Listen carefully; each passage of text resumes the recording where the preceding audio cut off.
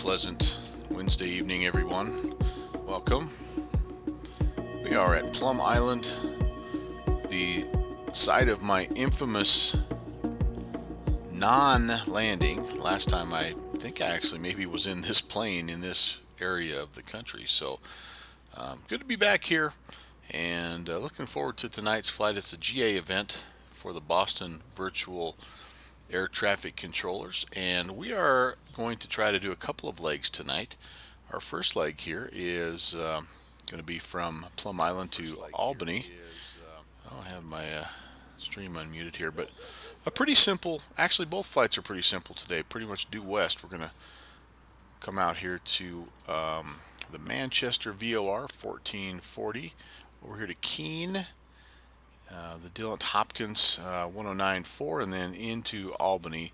And then after that, we're going to just continue heading to the west up here to Syracuse. And we've got a little bit of weather, although it's not too bad right now. Earlier in the day, it was a little bit more significant through here, but it's kind of since moved to, looks like, to the southeast, so that's a good thing.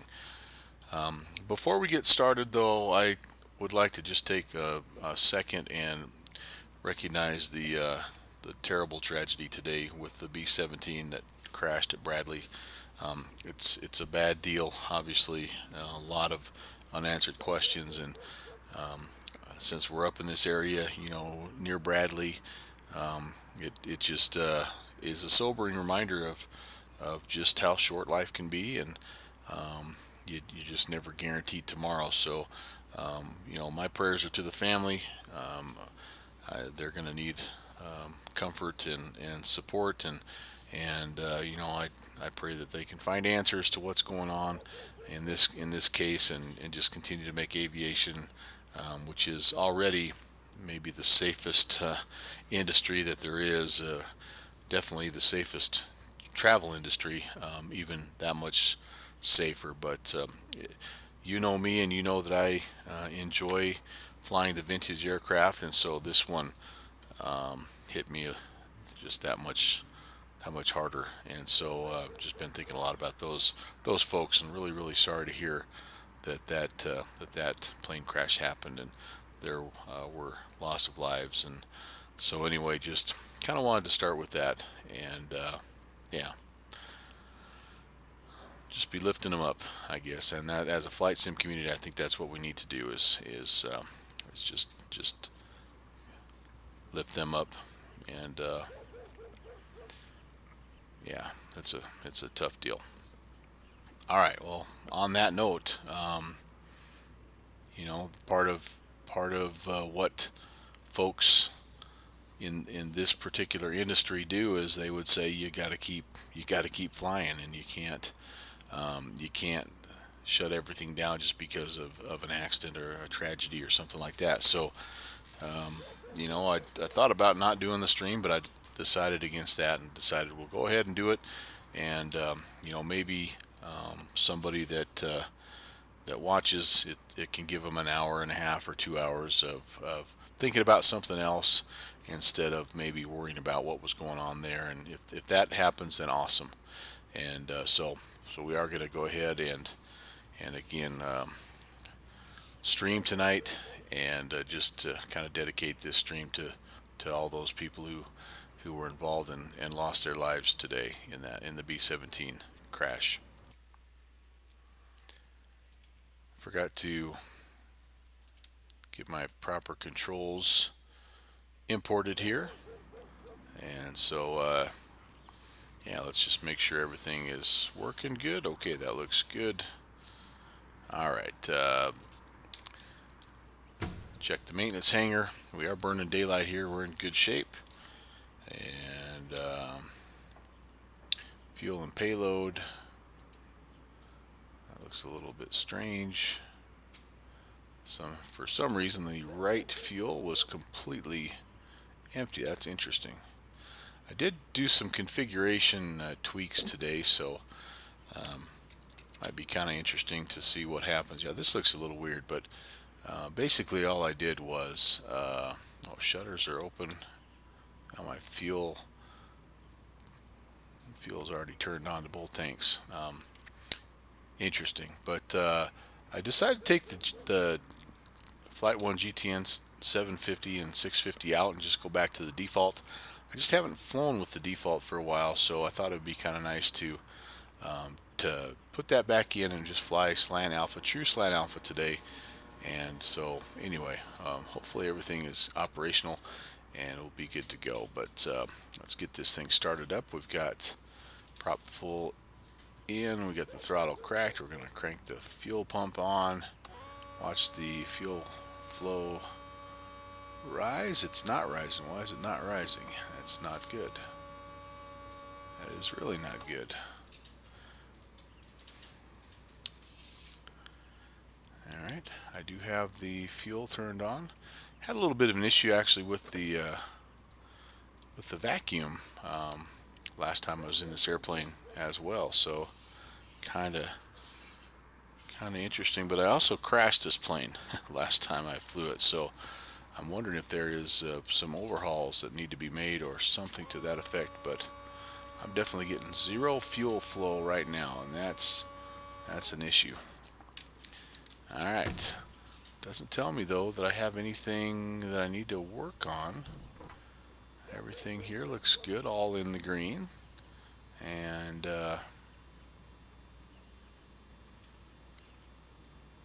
yeah, if there was an issue I would know about it here. I had to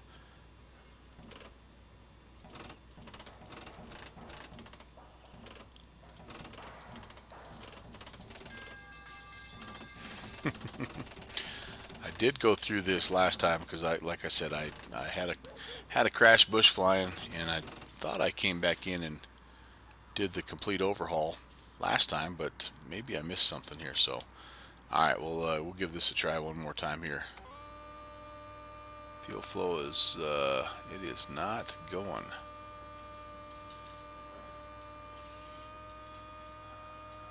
Yeah. Oh, there it goes. All right. Yeah, just a little bit of a delay there. And that should be about all we need there. Just a quick couple seconds worth. And let's see if we can get this baby started. Hopefully I didn't flood it out. Alright, there we go. We are ready to fly the A2A Cessna 182 Skylane. Fun plane. Let's get the brakes set. Darn click spot down there gets me every time. We'll turn our gens on, our avionics on, and let me see if I remember how to use this puppy here. We have filed IFR today just because we have, I believe, some IFR conditions, fairly low ceilings. The weather has been in here all day long, really. Right now, where we are, not too bad. Surface winds are 0.57 at 10, and it looks like we have kind of broken at 800, overcast at 1,100. So we have filed IFR, and we'll go ahead and get that picked up here in just a second. Let's real quickly though, let's get cabin heat. That's already, is that on? Cabin heat turned on.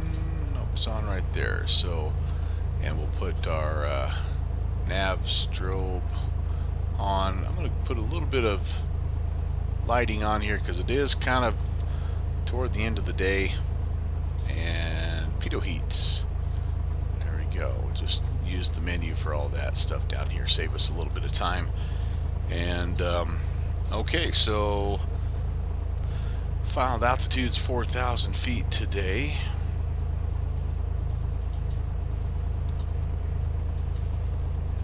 Boston East Center is online right now. By the way, if you don't know what's going on and you want someplace to fly, this is the place to be. There's all kinds of ATC going on here, but the event is in between Syracuse and Albany, and right now traffic is not too bad, so now is a really good time. We are just north there. That's us right there. I can't quite get it, but we're going to Albany, and then we're going to Syracuse in the Boston area. So this is a great little event. We'll talk a little bit about events and what you need to be ready for those here as we get going, but I'm going to tune in Boston East Center and see if that is who we need to talk to get our clearance. They are on 3345. And if not, then we could do West Center, which is on the more traditional 2375 actually. Needed to 4736. Make sure I've filed the plan. Yes, I have. Let's check in, see if we can get clearance. In Boston Center, good evening. Skylane 516 Delta Mike. Okay, 516 Delta Mike, Boston Center. Yes, sir, on the ground, Plum Island, looking to pick up IFR to Albany.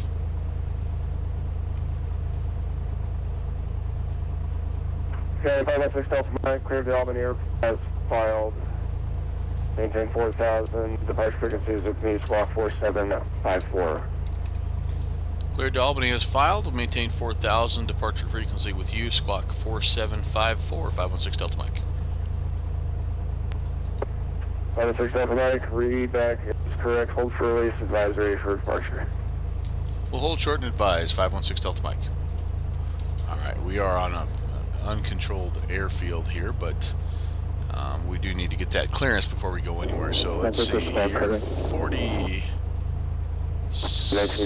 perfect. Now I just need you to hit the mode key button on your power plant to turn it on, or you can turn it on in the plane. We are all the way up. I think, yep, we're on. That'll and turn your remote Charlie there. mode C on. 4,000. Then I can give you a taxi. And all right, our first waypoint again was Manchester, which I can't remember, so I'm going to go look. 1440. Put that in down here. Juliet Sierra, just to maintain 4,000. The fly heading 090 to runway 6 localizer. After that, we're going to need Keene, which was 1940.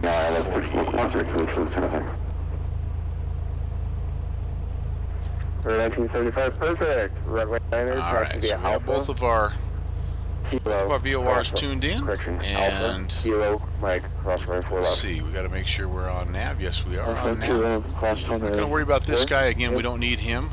We have everything we need right here, so that's going to work for us. All right, so it's runway. Basically, runway is an east-west, and I believe this is kind of the runway 10 or 9. And then this is, the other end is runway 28 or 27. So if our winds are 057, I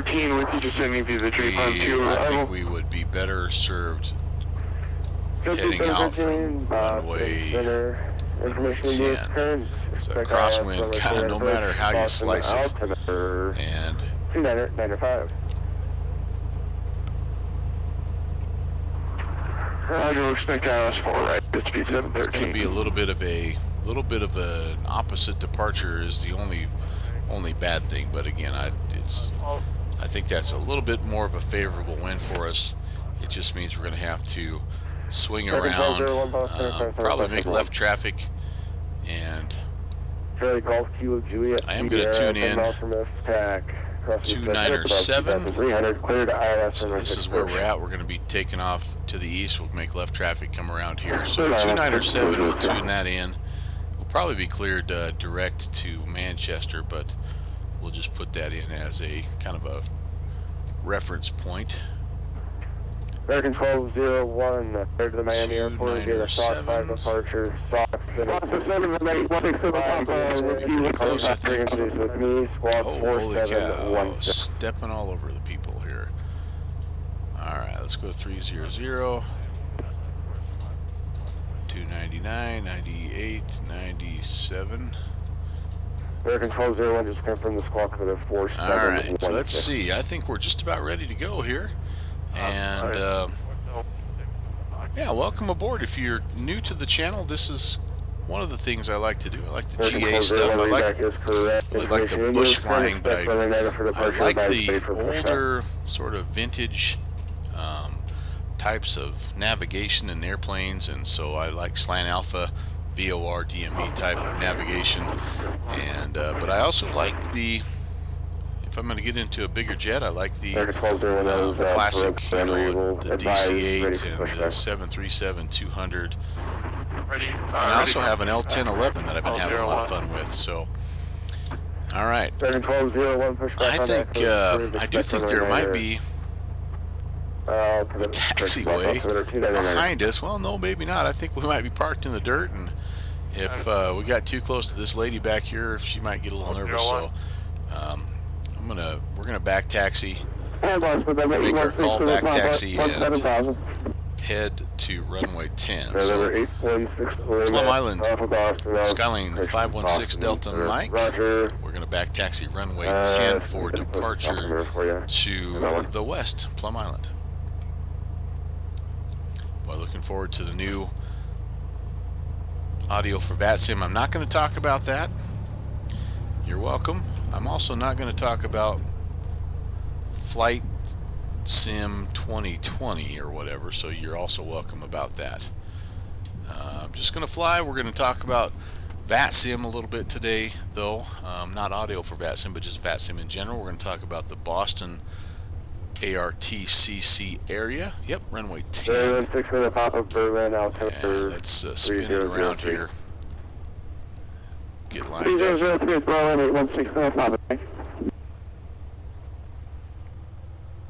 We'll call and be ready to depart. One thing I did not check.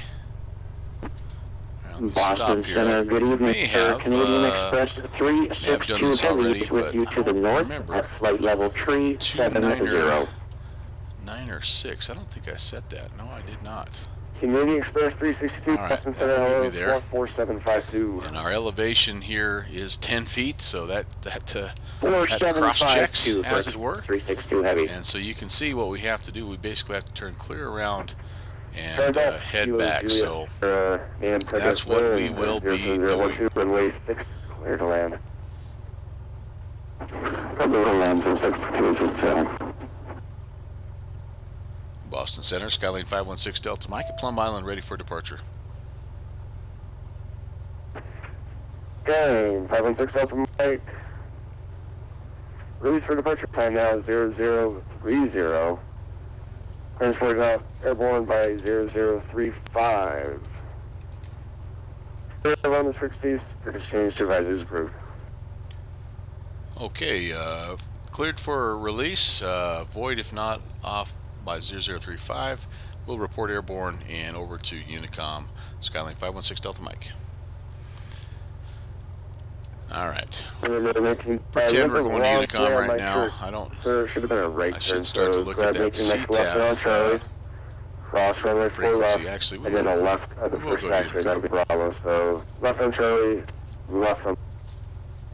All right. Plum Island traffic, Skylane 516 Delta Mike. We're taking off runway 10, maybe making left traffic for a west departure, Plum Island. All right. Flaps 1 notch ought to be good, and we're not super lined up here, so we'll have to do a little bit of wriggling. That crosswind is going to also cause some issues, I know, but maybe we can keep it somewhat on. Oh yeah, look at that flag, man. It's straight out almost. All right, there's our rotation speed. Oh boy, that's a gust of wind. And up we go.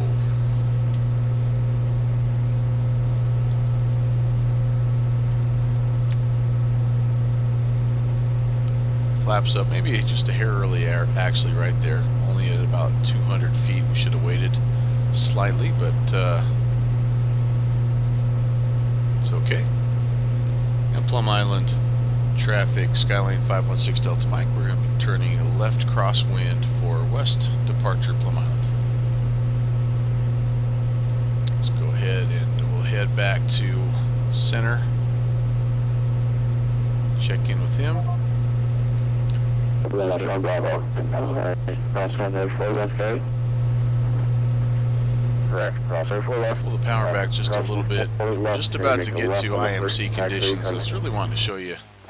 I don't know how well you can see it down there, but that's kind of where we were you can see a little bit about why it was tough to find. It's not a lit airport, so it's tricky. It is tricky.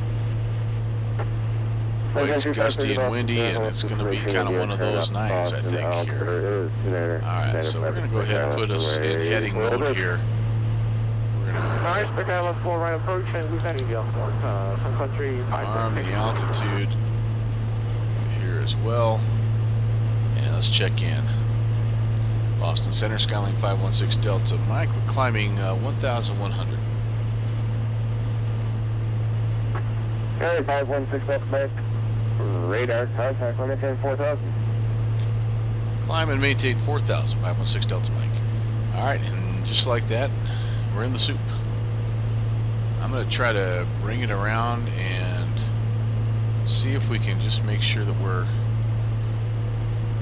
don't really have to be on that outbound. Actually, no, you know what, we're just going to tune it in direct Manchester. 1975. And let's let the autopilot take over here. Cross only 4 left, and then you'll make an immediate right on the taxi mic. Doing a little bit of correction here, as you can see. We can help it out slightly. And we're getting quite a bit of crosswind here, correction as well. I'm going to keep my climb fairly moderate right now. And we could go as much as 500, but sometimes with super breezy conditions, it's pretty easy to stall. So I'm not going to go more than about 500 feet a minute.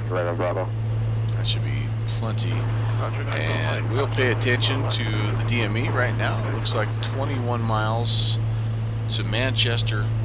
And alright, we are in business. We're completely IFR or IMC right now, and it's just going to be kind of one of those nights, so that's okay. We're only 400 feet, but I'm going to go ahead and save a little wear and tear on the taxi and the landing light bulbs here. I was hoping we'd be able to maybe break through and see a little bit of the sunset tonight, because right now it is about 8:30 their time, and I think you'd be getting a pretty nice sunset, but it may just not be meant to be. Welcome to Kentucky. I know we're broken at 800, overcast 1,100, but I don't know where the tops are right at the moment. Actually, I do know. Broken extends to 10,000 feet. Turbulence is moderate. Fortunately, no icing, but we do have a little bit of wind shear, gradual wind shear. And so it looks like we're not going to be punching through this stuff anytime soon, as it's 10,000 feet. But sometimes that's the way she goes, so you'll have to just enjoy the air traffic and maybe a little bit of witty conversation, which that's a stretch. Thank you, sir. Thank you, sir. You probably thought I forgot about it.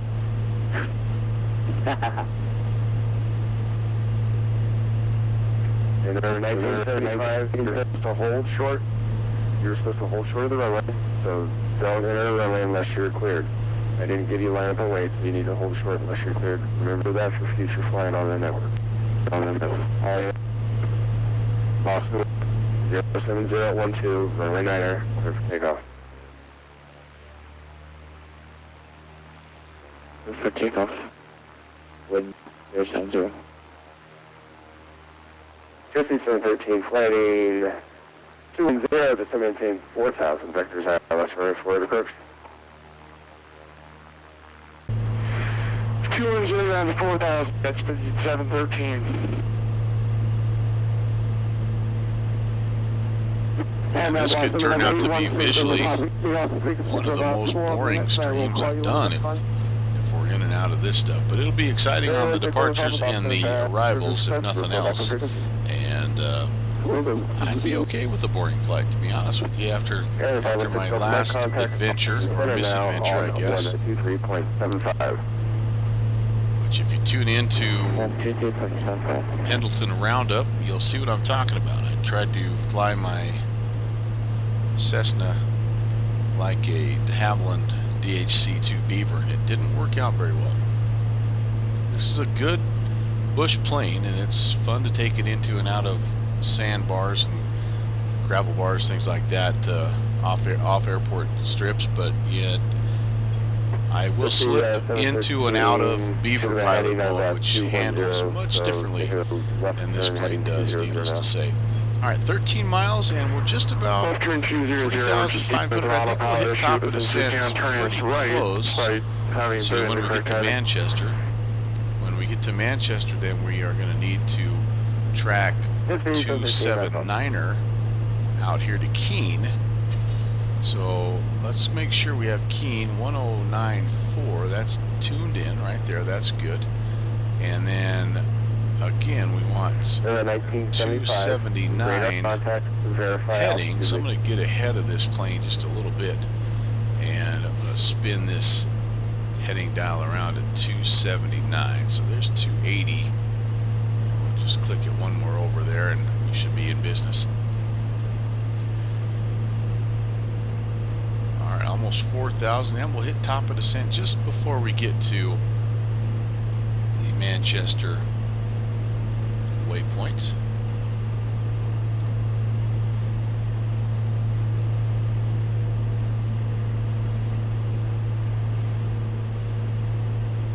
Again, happy Wednesday. I hope you've had a great week so far. It's been a busy stretch for me. I missed my Saturday stream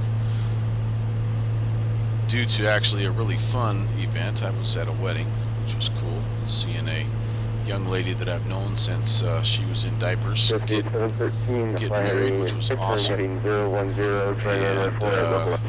And I missed the Monday stream as well, and that was due to work commitments. But, you know, stuff happens, and I'm back tonight, which is awesome, and I should be good to go for this Saturday as well, and I might even be able to sneak in a bonus stream, trying to see if I can figure out a way to get involved in the Friday Night Ops, just cause I haven't done an FNO for a little while. Well, no, I take that back. 2 weekends ago, I think I did an FNO, but it's been a little while. All right, we're gonna lean this guy out. We are looking at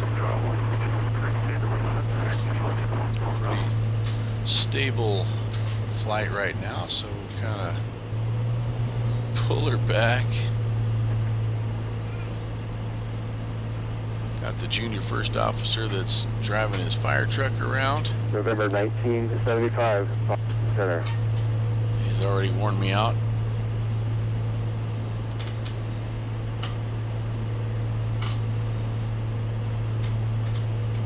It's been a good day, though. Good to be back in the cockpit, even if you can't see diddly squat. 7 miles, and then our slight left-hand turn. November 1975, Boston Center. No. 1975, where are you at? We're going to talk a little bit about these events, folks, and I know I've talked to some of the guys that I bump into on Twitch, and sometimes just on the Fantastic chat, sometimes via Discord. They talk a lot about their hesitation and sort of anxiety about doing these events and talking to air traffic, and I'm going to hopefully be able to give you just a couple of pointers. I will preface this by saying I am not an expert in any way really on anything, but I've learned a lot of things the hard way, and so happy to share with you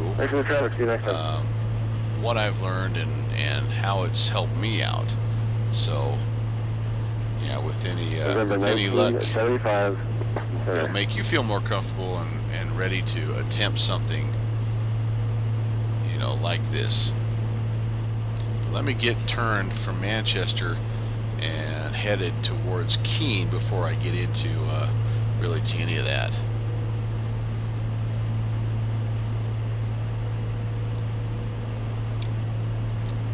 Yep.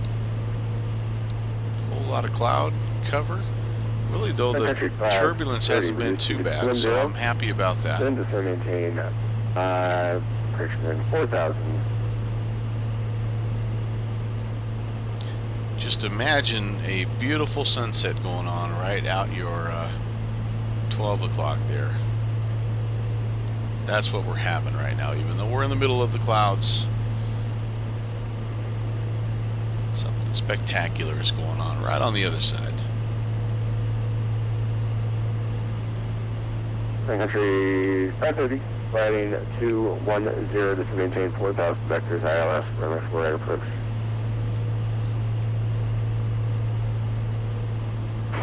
210 and 4,000, Sun Country 530.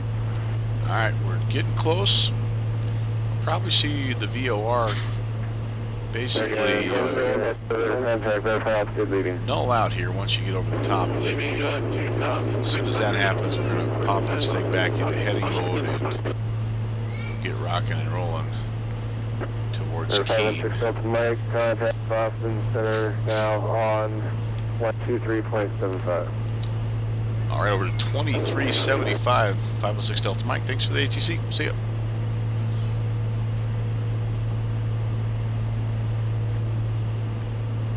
Still haven't. I'm going to wait till I get my turn made before I do that.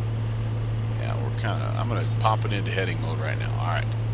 And over to Keene VOR and over to Boston West Center. And a quick check-in. Uh-oh, that's not working. 23, that's because it's not the right frequency. 2375 is what I need. Alright, oh, I had tuned Unicom, that's why. Not even close, bud. No, about to have a crash here as the little guy is on this channel. pulling down a football helmet. You better try it on, dude. It's just your size. American 1201. Okay, I'm not sure why you're... Alright, so you can see we are heading toward Keene. We're going to spin this around to, again, we needed 279. So we're in that neighborhood. Actually, we're really, really close. If I hit nav, it'll make a slight adjustment to the left, and then we'll pick it up. And Boston Center, good evening. Skylane 516 Delta Mike, 4,000. We just crossed Manchester. No. There 516 Delta Mike, Boston Center, Manchester, altimeter 29906. 29906, thanks. 6 Delta Mike. I think that's what I have in right now. Yep. 2 Romeo Whiskey, correct Utica. Need help, dude? You have any speed? I wish I could show you this. Is a 2-year-old trying to put on a legit high school varsity football helmet. The helmet probably weighs almost as much as he does. Want to try it? Let's do it. There you go, man. You got to have a strong neck. He is the true definition of a bobblehead right now. I'm gonna try to get a picture.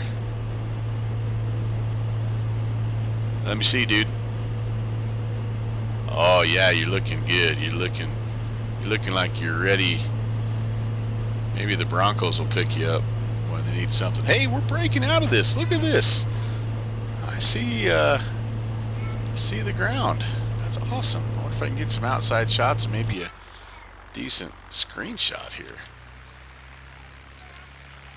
Go Broncos, yeah, buddy. You're actually in the lead, right? Or you're going to be in the lead. So keep up your best forward speed, please. You can't let go of the helmet. Just give me 5. Sorry, goofy grandpa things. Yeah, I know. I realize.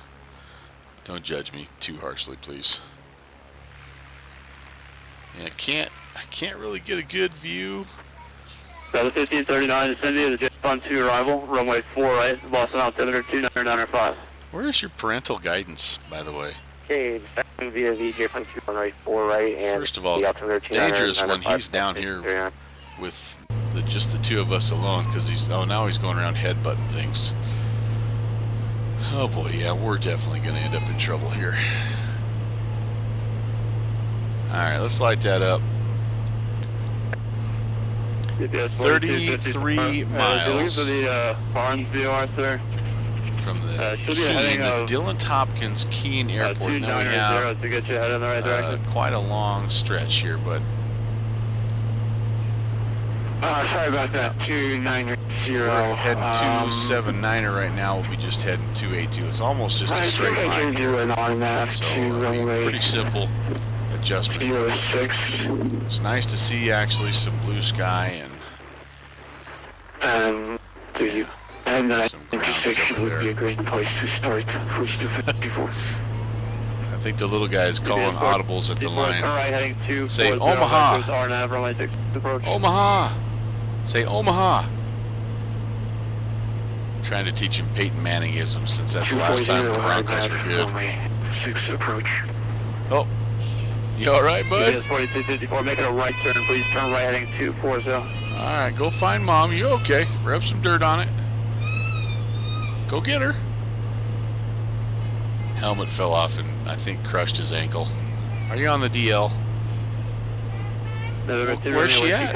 Better go find her. 134.27. Put your helmet back on. Get right back up on the Bronco, man. If he bucks you off, you just got to get right back on. It's just like your papa in this airplane. I got bucked off, I got right back on. Clipper 97, X-ray to send up house discretion, maintain flight level 240. And other things that... Alright, buddy, here you go. No, you don't want it? I'm not going to put it on. It doesn't fit my head. Sorry. It doesn't fit my head. There's your mama. Go show your mama. Approach 134.27, good night. He's walking around going, go Broncos, go Broncos. I'm trying to get him to say Omaha.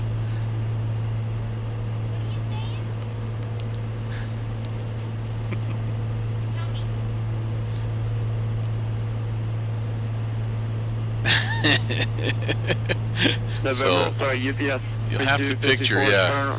You'll have to picture what I'm seeing here. It's a kid, a 2-year-old kid with a high school varsity football helmet on. And he's literally using both of his hands to hold his head up straight. Oh my goodness, that is the best. Alright, well, so remain on the side heading for now. Since I don't have any of my usual band of renown that's checked in just yet, I want to talk a little bit about the concerns that I hear from some of my friends about flying in events such as this, or when is the right time to actually start flying on VATSIM and talking to air traffic. And here's what I'm going to tell you. There's a little bit of advice that I've gleaned from others that know more than me, which is almost everybody on VATSIM, by the way. There's two ways to do it. Here's the way I did it. It's the rip the band-aid off method, where you just jump right in. You just understand you're going to make mistakes. You're gonna probably look very silly and foolish at times. You are going to frustrate the heck out of air traffic at times, but you are also going to learn at a super high rate of speed, and you're actually going to get to where you want to be, in my opinion, faster than if you do the other approach, which is to try to ease your way into it. You know, if you think about when you go to that lake in the spring, and I'm from Wyoming, so our lakes in the spring, they're cold. You have one of two ways to go swimming. You can either just jump right in off the rocks, fully immerse yourself, you know, risk a little bit of a heart attack and hypothermia and all that good stuff. But then when you come up, your body is just boom, it's ready, it's acclimated, and you just spend the rest of the day swimming. Or you can be those dudes that inch out, and then every inch of skin that they expose, they have that same look on their face of, oh, it's so cold, and then they get above their knees, and then it's really cold, and then they get up to their thighs. And as a guy, you know where I'm going with this. There comes a point of no return where you just have to, you're just going to get things in the water. You might as well just jump in. So I personally prefer the just jump right in approach and immerse yourself and just enjoy it, and be coachable, but understand you're going to make mistakes and it's going to happen, and you're going to have to get better and take notes and all that good stuff, and that's just the way I did it. Now, if that's not you, which is fine, you can absolutely do it in little pieces at a time, and you'll still enjoy it every bit as much. But I'm here to tell you, you're still going to make mistakes. You're still going to mess up phraseology, and you're going to screw up. You're just going to make mistakes. It's just all there is to it. The part of what makes this sim so much fun is the fact that it is so complicated, and it's so difficult to pull all of the phases together and have that quote-unquote perfect flight. So no matter how you jump in, you're going to make those mistakes. All right. That's kind of, I guess, lesson number one that I learned. And lesson number two is this. This type of event that we're doing right here, this GA fly-in, is the perfect type of event for someone who is new to VATSIM and new to talking to air traffic for a couple of reasons. Number one, the traffic that you have is, I would say, light to moderate. So Albany County, 10 departures, 11 arrivals, not too bad. Syracuse, 5 departures, 9 arrivals, really not bad at all. Even these other ones, Bradley, Nashua, and Boston. I mean, you're looking at less than a dozen departures or arrivals in the whole area here. So the level of traffic is just right, because you have kind of constant communication with air traffic going on, which means you have to pay attention and listen to your call sign, all that good stuff. You don't want to miss a call, which I hope I don't as I'm jabbering through this stuff. But it's not overwhelming. You can get a word in, like the last 30 seconds, right? There's been absolutely no communication, so you can get a word in edgewise. You don't have to feel like, oh, I'm stepping on somebody all the time. So the level of traffic is just right if you are looking for that first kind of ATC experience. Now, the other reason why things are, why this is a good event is because the level of ATC is so high. And if you make a note in your flight plan, in the remarks, that, hey, I'm new to VATSIM, new to the voice comms or whatever, they will see that, and they will understand if you don't get everything exactly right, if the readback is not perfect, or maybe you miss a call or something like that. They're gonna give you some leniency there and be patient with you, and they're gonna work with you, and because their ultimate goal is to grow the community. 516 Delta Mike, BK, altimeter 29908. 29908, thanks, 516 Delta Mike. And they're trying to be as by the book as they can be, and they really are excellent. I mean, in all aspects, and there's plenty of actually real world controllers that work this, this VATSIM event, or this ARTC, this virtual air traffic area up here in Boston. Not readable second. So if you're looking for a patient and supportive community of air traffic guys, again, this is a great area for you to fly in. I mean, you could easily jump on VATSIM and fly, in spots where there's no air traffic, and that's fine too. But at a certain point, that gets a little bit boring. Let's be honest. So there's just a couple reasons, and there's actually a lot of reasons why I like this area. I've went into many of these in the past about the variety that you have, the types of airports. Here we are, we're GA, we're flying into some smaller GA type Class Delta airports, but there's also major international airports. You know, you have Boston and Bradley, and I mean, so you have all kinds of that. You have mountain flying up there towards the north and kind of the northwest, and of course you have all the stuff along the coast. You know, coastal weather, and Nantucket is, you know, amazing, but so is Bangor, Maine, and you know, Bar Harbor and all those places as well. So there's tons of variety. So it's a really good, if you're looking for that first place to fly.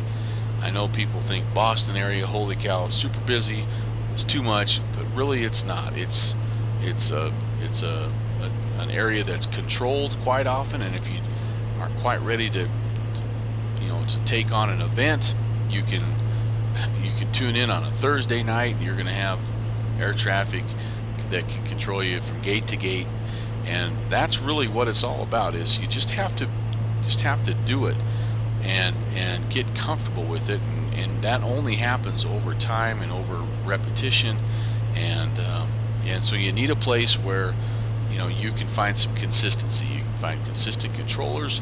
You can get to know airspaces, and yes, Boston Logan has probably the most confusing taxiway of any airport around, but you know, these other smaller airports, they're not as bad, and so anyway, you just need to spend some time in those areas so that you can, like I say, become familiar with what's going on, and then as with familiarity breeds consistency, which breeds proficiency, and pretty soon you feel much better about things, and then maybe that's when you jump in and you take your stab at, you know, trying one of these busier events. But let's get around. We've got about 8 miles to go to Keene, and once we get past Keene, then I'm going to talk a little bit about some other stuff about these events that you need to know that will help you out. Again, lessons I've learned the hard way. Delta 3159, descend to maintain 11,000.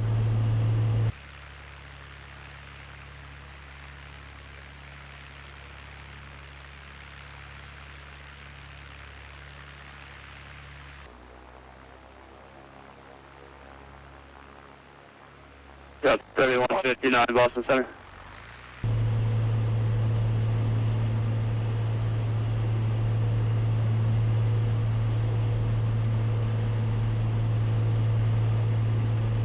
Southwest 2434 with you, leaving 7,000 for 10,000. Southwest 2434 Boston Center, climb and maintain flight level 190, and I'll have on course for you in just a few moments. Climb and maintain 190, and you have on course, Southwest 2434.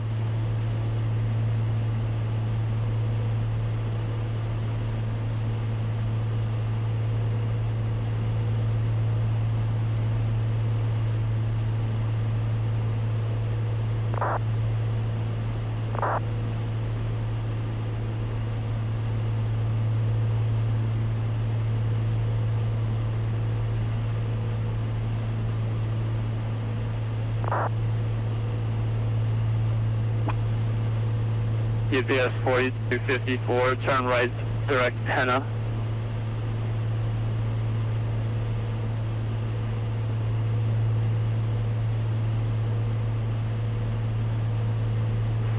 Turning right, direct Henna, 4254.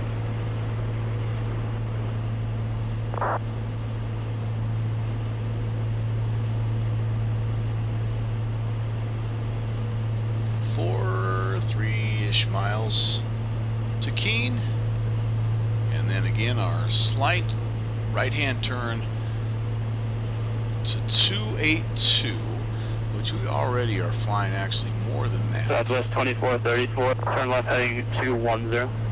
I think I've already tuned in actually left turn 210, Southwest 2430. 1530. Yeah, I've had that tuned in, so I'm actually just going to kind of flip it over and spin this guy as we do that. I'm gonna go ahead and just spin it to to 282, and we'll track the outbound. Delta 3159, roger. It's a 67 nautical mile leg here, so we're closing in, and it'll be time after we get through this to start thinking about our descent here.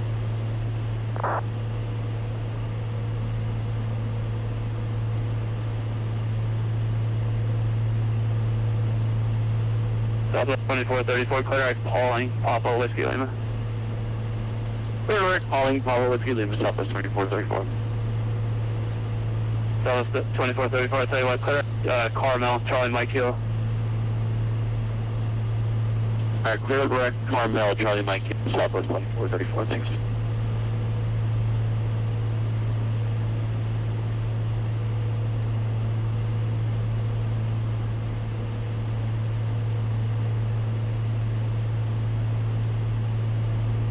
GPS 4254, 3.5 miles from Penna. Cross Penna at 3,000. Cleared RNAV, runway 6 Okay, approach. I think we are. Oh, maybe we slid past it here a little bit. Yeah, we might have. So, let's, oh yeah, we did. Roll. So bump that over. Fuel 6 approach, 4254. Again, we need to be 282. So, yeah, I think that's pretty darn close. We maybe flew past it just a hair, so I'm going to do this. We're going to engage heading mode, and I'm going to turn it to about 295. Oh, we're in heading mode. Okay, cool. So this will get us back on our outbound track a little bit here, sooner rather than later. Yep, and there it is, already starting to come back in. And then once we're fairly well lined up, level 320. we'll re-engage our nav, and we will. Flight level 320, Southwest 2434. Let's see. Actually, I'm going to go ahead and flip it over to. Yeah, too far away. All right, never mind. We're going to have to use our Delta 3159, heading Albany and approach, the outbound 13282. radial here, and that's okay. We can do that. Actually, had a really good conversation about tracking outbound with couple of very good, learned colleagues, and it's quite the interesting. If you're a flight sim guy, it's one of those things it's really interesting to spend like a whole evening on Discord talking about outbound radials. Then you look back and you're like, did I really just spend 3 hours on a essentially text type message board talking about VORs and outbound radials? Yes, I did. It was an evening well spent. Okay, so we're going to head out here, and then as soon as we could tune this into let's tune it into our second radio here, and not that we're going to use this, but it'll at least let us know kind of when the VOR 4254, comes when alive. at Bradley 020 at 11, runway 6, clear to land. Wings copied, runway 6 clear to Getting pretty close. We're still just a little bit south of course there, and I think it could potentially be a little bit of a weather situation here as well with our current winds. What are we? Winds roughly out of the north, so yeah, that would explain why we're getting pushed south of course, but we're getting pretty close to being back on. Keep an eye on our DME. Again, this last leg here is 67 nautical miles, so right about 30-ish we'll probably start to think a little bit more seriously about our approach. We'll pick up weather and all that good stuff at Albany. But let me talk to you about a couple other things for those of you that are considering doing any kind of, not just an event, but just if you're ready to take that next step and start communicating with air traffic on Batson, which you will not regret it. It truly is one of those immersion level jumps that is difficult to explain until you've experienced it. But there are a couple of things that will help you in the transition that, again, I've learned the hard way. And I'd be interested if you watch this later on and you think I'm way off, you know, I'd love some conversation around this. But here's kind of what I've learned. You need to have a general proficiency with your aircraft before you attempt to fly, you know, in a controlled area in a VAT sim world, basically. So what do I mean by proficiency? That means you don't have to necessarily know everything about every single system on your airplane, but you need to be able to make your airplane do the things that air traffic is going to require you to do. So you need to know how to make your plane fly at a certain altitude. You need to know how to make it fly a certain speed. You need to know how to make it fly a certain heading, things like that. You have to be comfortable, and you have to be able to do those things under a fair amount of duress. I mean, it's not like this is life and death. This is a sim, and you know, nobody's going to get hurt if you mess it up. But you will feel a time crunch, and especially if you have other air traffic in the area, you know, you're going to want to comply with directions, and you're going to want to do it in a timely manner, and so you are going to feel a little bit of pressure, so, which that's not always a bad thing. But you need to be able to make your aircraft do the things that air traffic is going to need you to do. Now, the other things, kind of maybe next level up, maybe a little bit above just proficiency, is it's nice if you know how to do things like shoot an ILS approach, or like we're doing. It's nice if you can tune in a VOR.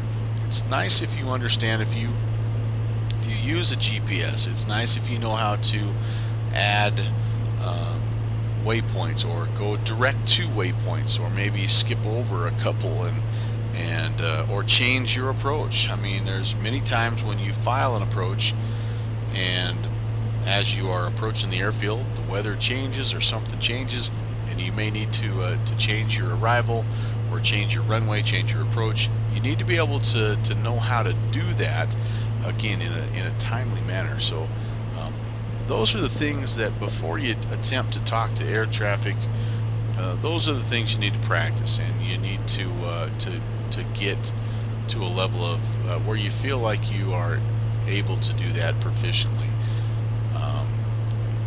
After you have those things down, I mean, yeah, it's nice if you know, if you're in a big jet plane and you know how to perform a hold, or you know, your go around procedures and all that stuff. Those are things you can practice and learn as you go, but you get the general proficiency of your airplane, and then by the way, I think our VOR is alive. Let me pop it over here, just double check. Yep, we are alive. So but anyway, after you get that general proficiency figured out, then you're ready to just hop in and start talking to people. And you know, imitation is the sincerest form of flattery, and without a doubt, if you just listen to people who are really good at talking to air traffic, and there's a bunch of them on YouTube. I think of Steve01 Knievo, I think of Flight Chops, I think of 310 Pilot. I mean, there's just a bunch of them, and they talk to, they're book VFR and IFR guys. If you just watch one video a night, you're going to hear about phraseology, and you're just going to copy those guys, and then you're going to develop kind of your own style. But it's less about that, more about just being concise and being accurate, being timely. Knock, knock. Who is there?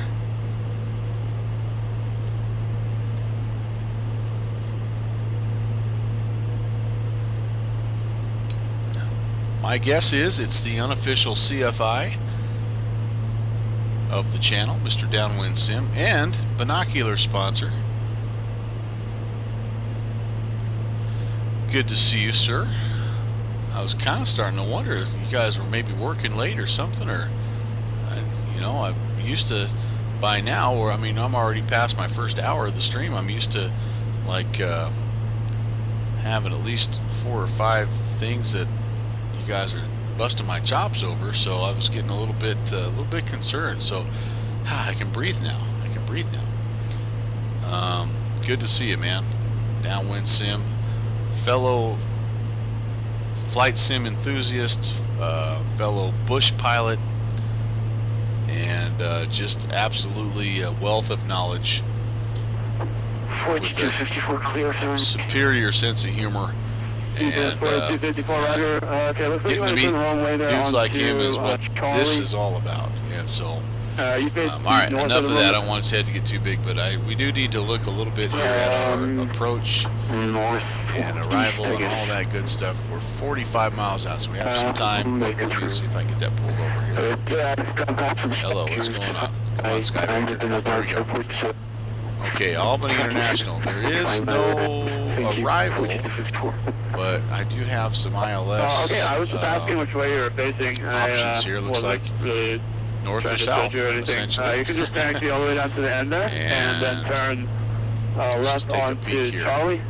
Yeah, so and then we got back taxi runway 24. Let me know once you're north or on the south, runway. east and west, but no Well, ILS to the east and west. I can't do RNAV, so yeah, we're gonna have to hope for the best with one of these and see what happens. So UPS Because I do think Charlie, it's turn left on the runway somewhat. 6, back taxi 6.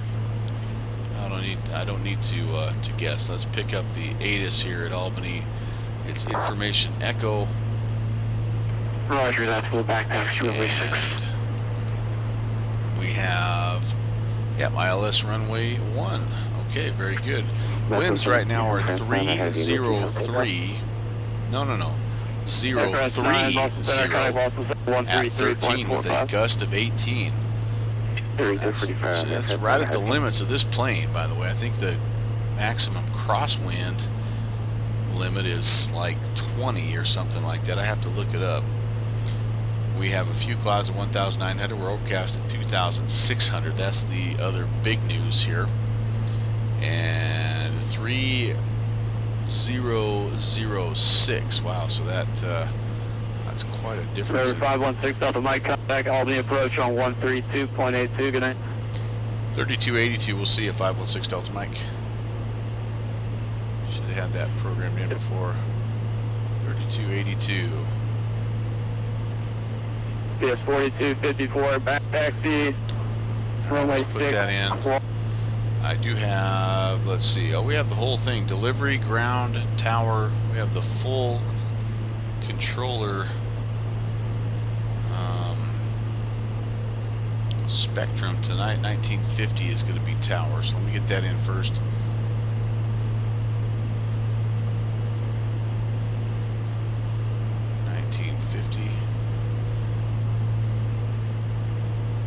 All right. Let's see here. Oh boy, Albany approach 32. Oh man, 3282. I think I even read that back incorrectly. We'll get it right.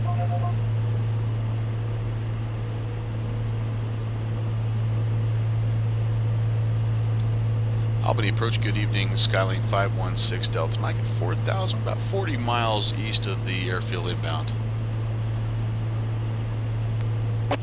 River 171 Mike Alpha, direct speed or resume on navigation. Direct speed. River 516 Delta Mike, Albany approach to Albany altimeter 3006, expect ILS runway 1 approach. 3006, we'll expect the ILS runway 1. We have information echo 516 Delta Mike. I think I said that when I checked in the first time. I should have. Alright, so if it's ILS runway 1, Downwind Sim says I'm his entertainment for the next 45 minutes. Cool, I will make it entertaining for sure. If you know how my landings go, especially in the Skylane, this next 45 minutes should be plenty entertaining. So, alright, we need a localizer frequency of 1095. We need an approach course of 11. Our airport elevation is 285. Missed approach, we're going to climb to 800. Then we're going to make a right turn, climb to 5,000 on the Cambridge VOR. Southwest 2128 to Albany, departure record 251 radial, and then we're going to head out to Cambridge here and just hold. So we'll come in. If we need to climb 800, we make a right-hand turn. And there's our Cambridge 251. We'll follow that out there to 5,000 feet. And it's up here somewhere. We'll hold. 163.40 type of hold. Okay. Final approach fix 1900. I need to be above 2,600. Okay, all that looks good, my friends. Let's start putting things in. 109.5 and 11. 109.4 is what I had there. And Delta 3159, next contact Albany Tower 11. I'm not going to change this just yet, but we'll put 11 in just a little bit. We are 34 miles from the airfield. We do plan on making another leg into Syracuse. I'm basically just going to stop, find a spot to park, get clearance, do just a little bit of flight planning. I actually think the flight itself is almost just basically direct. I think there's an Albany 7 departure, and in fact I can peek at that right now, and let's see, yep, Albany 7, and yeah, if we take off to the north, which I think we will, boom, we go direct Syracuse. So that next leg is going to be pretty simple, and I was really planning on downwind sim being here for some comedic relief, so that you didn't have to just listen to me drone on and on about this and that and the other thing. But yeah, but no, downwind sim had to be busy and have a life and not be able to hang out on 3.75. flight sim all night long like me. 2375 Southwest 2128.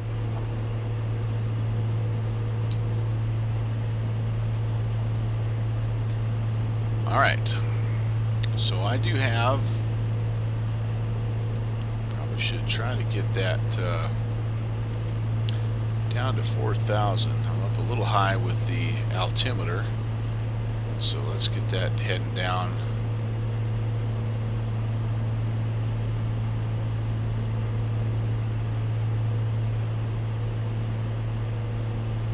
Sometimes this thing is a little bit glitchy. Should be able to set it to descend at 200 feet per minute. Then I should be able to arm this altitude right now, but sometimes it just, yeah, it just locks me in at 4,000 and it levels me out and doesn't let me descend like I'm supposed to. So why can't it be simple like the L1011? Alright, we'll just do it. Just bring it on down. See what happens.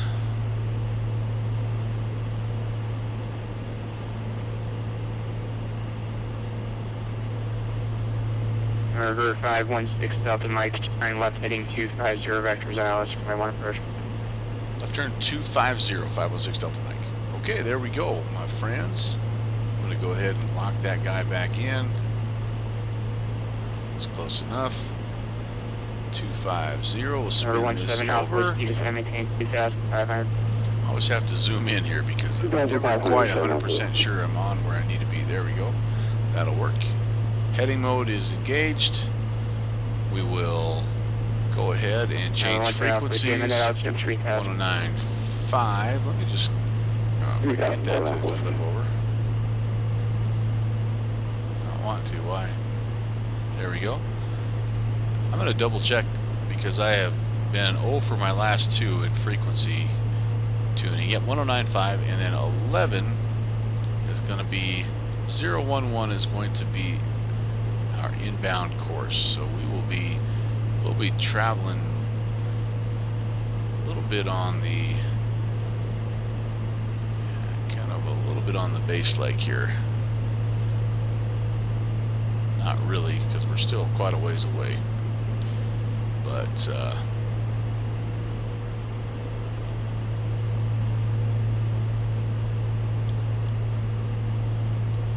heading wise, that's kind of what it looks like. So we're heading a little bit south of the field, and we'll make that right hand turn and we'll head north to runway 11. So I am gonna, let's see, I still have Albany 1530. Yeah, I still have it tuned in. There, I thought there was a way. I thought there was a way I could read my DME with nav 2.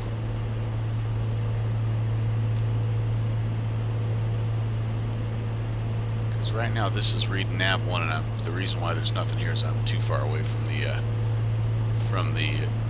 localizer. Obviously, those ones that are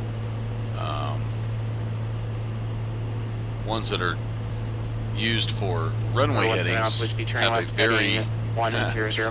very short range, because you're not wanting to pick those babies up if you're flying, 30 miles to the north or south of the airfield. That would really mess up your navigation a little bit here. So yeah, rough weather. Downwind sim says just flew out of LaGuardia on the southwest. I can't complain. The visibility's not been great, but the turbulence has not been too bad. Albany approach, just got held up a little bit. What's the we have straight direct Albany 5000. I'm going to turn the floodlight on here just in case I need to do any business down here. I don't think I should, but you never know. Number 126 Romeo Extra, is that you checking in? 846 Romeo Extra. Number 6 Romeo X-ray, Albany approach, the Albany altitude 3006, expect ILS runway 1 approach.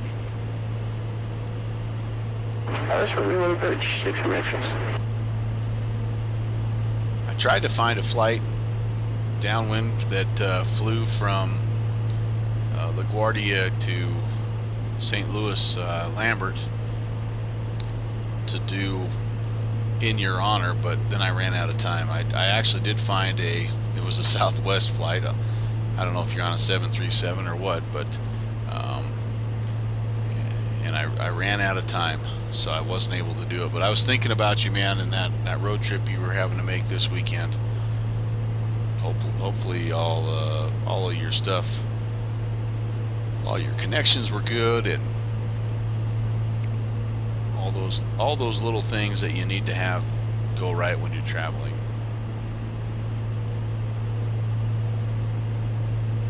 All right, we are truly, and I could flip back if I really wanted to get a feel here, which yeah, I might go ahead and leave that on just to get my DME. So I'd like to have a little bit of a sense of how close we're getting, if you know what I mean. Ground said you were number 11 for departure on runway 31. Whoa.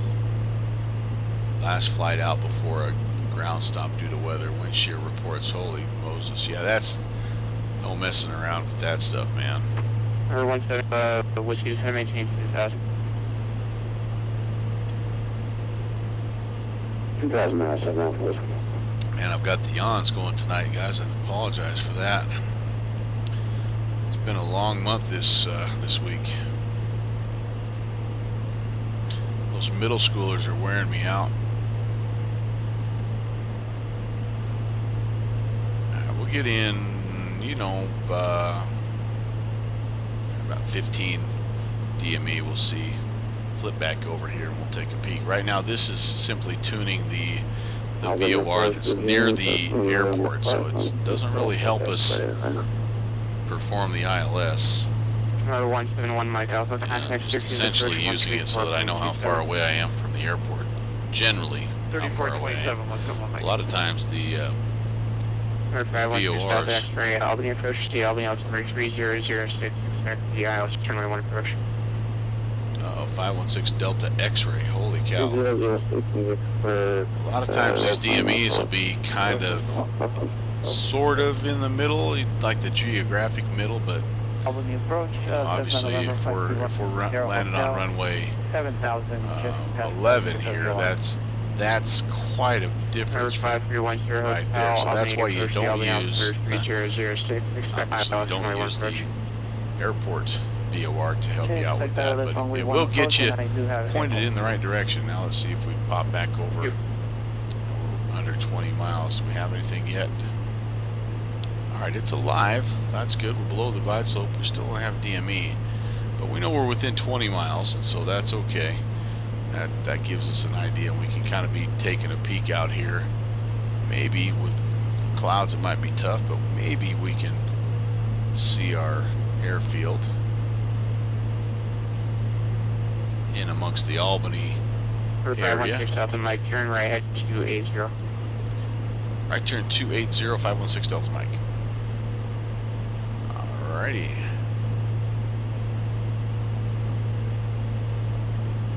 That looks pretty close to me. We are getting a little bit of a break in the weather. That's kind of nice. A little bit of break in the clouds. So that's cool. It'll help us out. We need all the help we can get sometimes.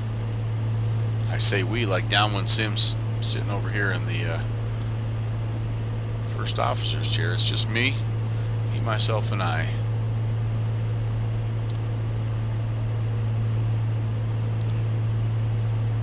First 7 off Whiskey, 4 miles from Fleet, turning left heading 040, maintain 2000 until established model flights are per ILS from I-1 approach.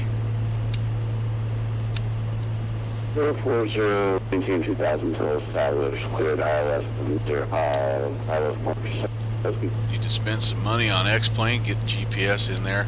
Well, I do have the GPS, man. I've got the default GPS. All I have to do is turn it on. And I have the GNS 750 and 650 from Flight 1 that I sometimes have in this bad boy, but I just decided to go a little bit old school. Right, just report back. And, yeah. I actually really like the GNS 750 and 650 from Flight 1. It is a spectacular add-on, and it fits in a lot of airplanes. Roger, thank you. Very, very nice add-on here. I think this may be kind of our general area. I see kind of a city. If I remember right, this is a pretty cool little like a waterfront, and this is a cool approach. Number 516 Delta Mike, maintain 3000. Descend and maintain 3000, 6 Delta Mike. Down we go, friends. Let's see here. I'm thinking about 500. Man, I'm having trouble finding the click spots here.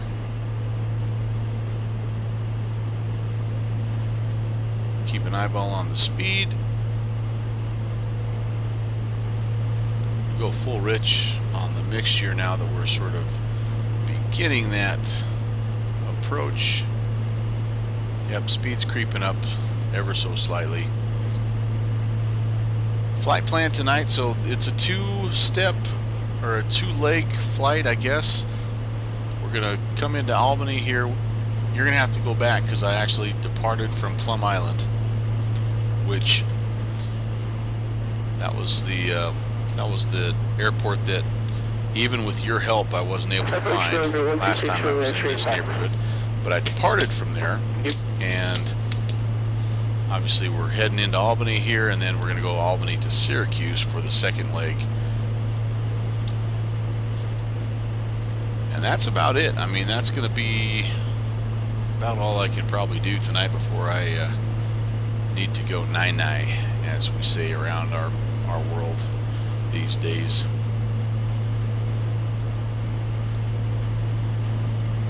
Oh boy, there comes the wind. Downwind Sim had to jinx us by talking about the weather. I need to put the seatbelt and no smoking lights back on here. I do have taxi and landing lights on. Altimeter is set. Mixture full rich. And we will We're 7 off Whiskey, contact tower be 1, ready to make, this is a... Over the tower, 7 of us, we can help you back. So, no, Plum Island does not have lights. It's plumb out of lights. No, it did not. And No wonder we couldn't find it. It's just this tiny little airfield that's, I mean, we flew over it 4 times, but there's no way to find it. There's no beacon, there's nothing.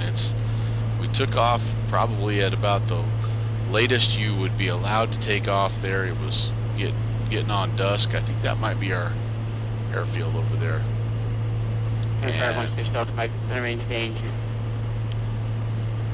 confirm 2000, 6 Delta Mike. I think that's what he said. 6 Delta Mike, running 2000. Descend and maintain 2000, 6 Delta Mike. Broke up just a little bit.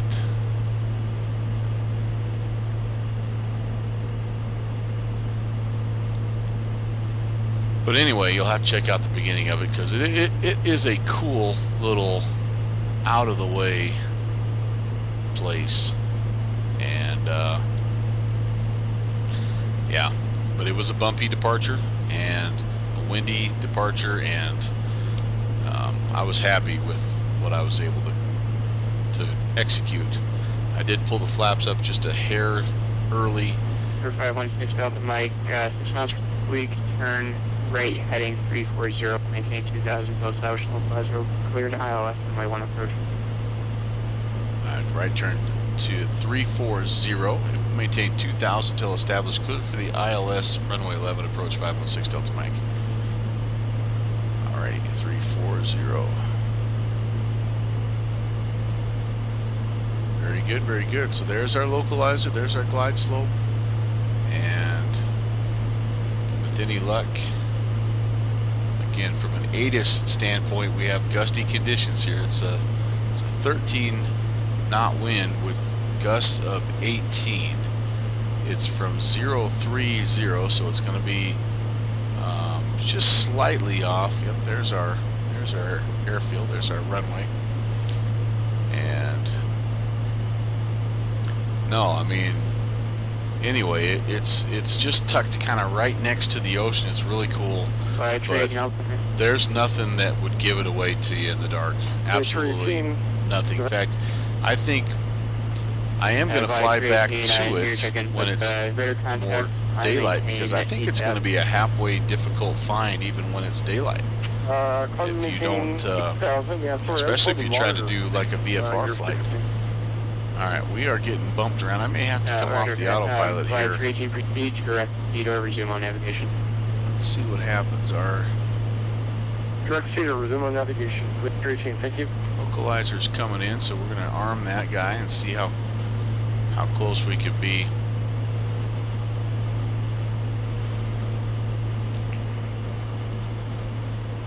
We're a little quick. Again, we're on the descent. We're going to level off here at 2000, so that'll help slow things down a little. Yeah, we kind of overshot that. This autopilot,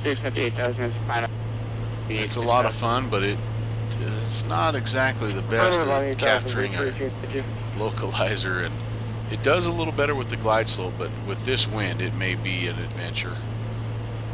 We'll see what happens here.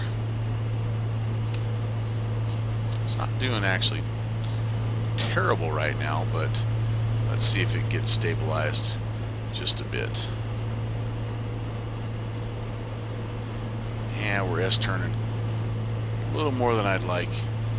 I'll give it another minute here, and if it doesn't sort of mellow out, we're going to go ahead and just fly this thing in by hand. We have good visibility right now. We are on the ILS. We have all the instrument data that we need to fly this thing, and it wouldn't be the worst thing in the world to try to hand fly an ILS anyway.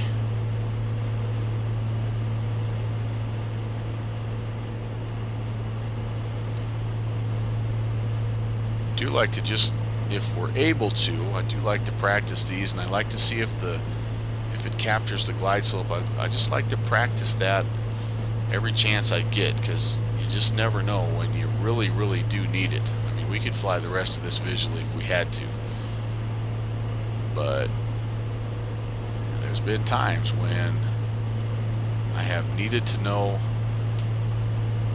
if my equipment's going to work for me here.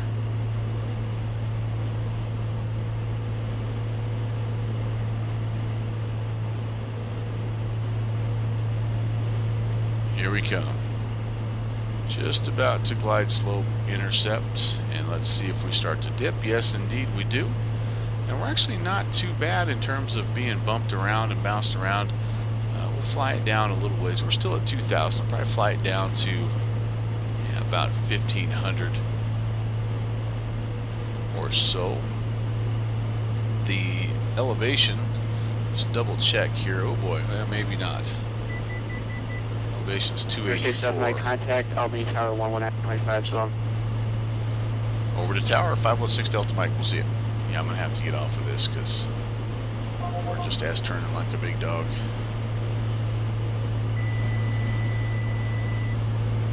Albany Tower, good evening, Cessna 516 Delta Mike. We're on the final runway 11.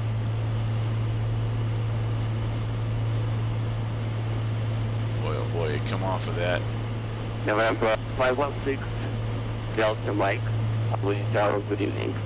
Continue, 1 departure prior to your arrival. Okay, we'll be looking for the traffic, 516 Delta Mike. Alright, so my speed was pretty high there, and I need to bring that down. With this much wind, I don't think I'm going to really be putting much in the way of flaps in. We have plenty of runway. This thing tends to become somewhat of a November kite. 516 Delta Mike, runway 1, clear to land. Runway 1, clear to land, 516 Delta Mike. He meant, I may have said 11.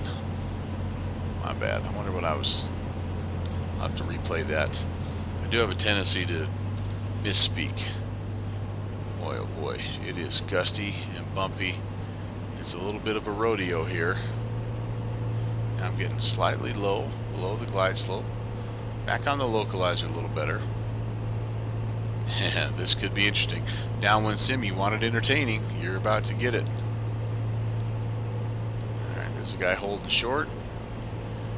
He's looking for something spectacular, something amazing to happen. Hopefully I don't cartwheel this thing all the way down the runway. Oh, my speed is super high. Holy cow. Gotta bring that back. And I'm a little bit high, but it beats the alternative here. We want to make sure we make the airport. But I would like to have my speed back a little bit. Yeah, there we go. I think I will put a notch of flaps in here. Whiskey Echo. Just to try to maintain a little bit better speed control. Yep, we're watching the line of traffic and we see the... Oh boy, oh boy, oh boy. Come on, big fella. You can do it. Alright, speed's getting a little bit better now. Maybe just a hair slow. Oh boy, this is going to be... this is going to be interesting. Yeah, now we're getting all kinds of pushed around. Holy cow. Alright.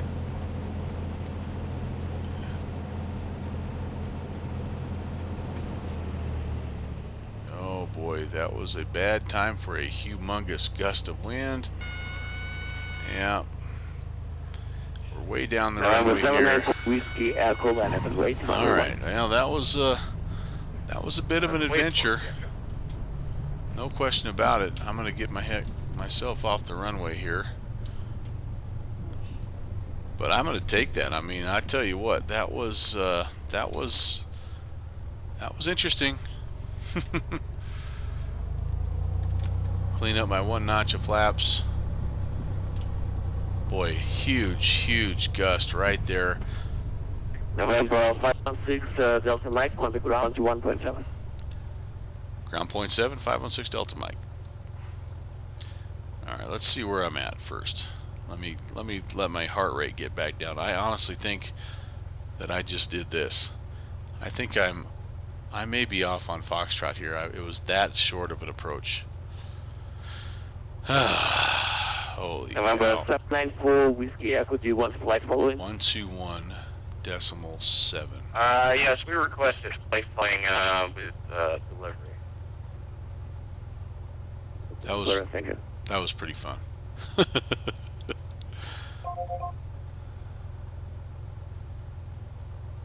Pull my taxi chart back up so I can know where I'm going. Albany ground, good evening. Skylane 516 Delta Mike. We're clear of runway 1. Just need a spot to get out of the way so we can do a quick flight planning in a second leg of this flight tonight. Oh my lord. Hey, November 516 Delta Mike, Roger. Cross correction. Taxi straight ahead into the GA, and then you can do it there, sir. Okay, straight ahead into the GA. Appreciate that, 516 Delta Mike. Whew. Just about got took out by whatever that plane was, too. Alright, approach speeds are generally a bit higher when dealing with gusty wind conditions. And I wondered about that, too, downwind. If you're using less flaps than normal, do you need also a little bit of a higher speed, or does that just kind of come with the territory there? Because I ended up trying to hit about 70, which is really what the approach sort of needs to look like when I'm using regular flaps, but I'm feeling like maybe that was a little bit too slow. You heard the stall horn, obviously.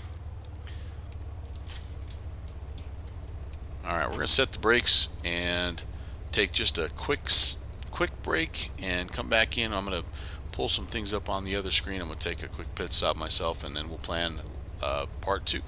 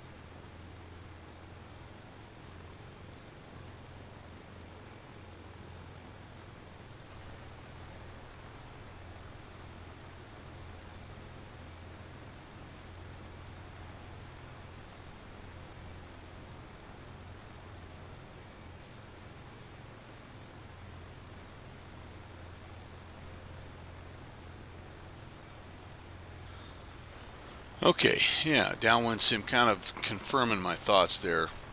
Less flaps, higher approach speed, and yeah, you don't run into the stall like we did.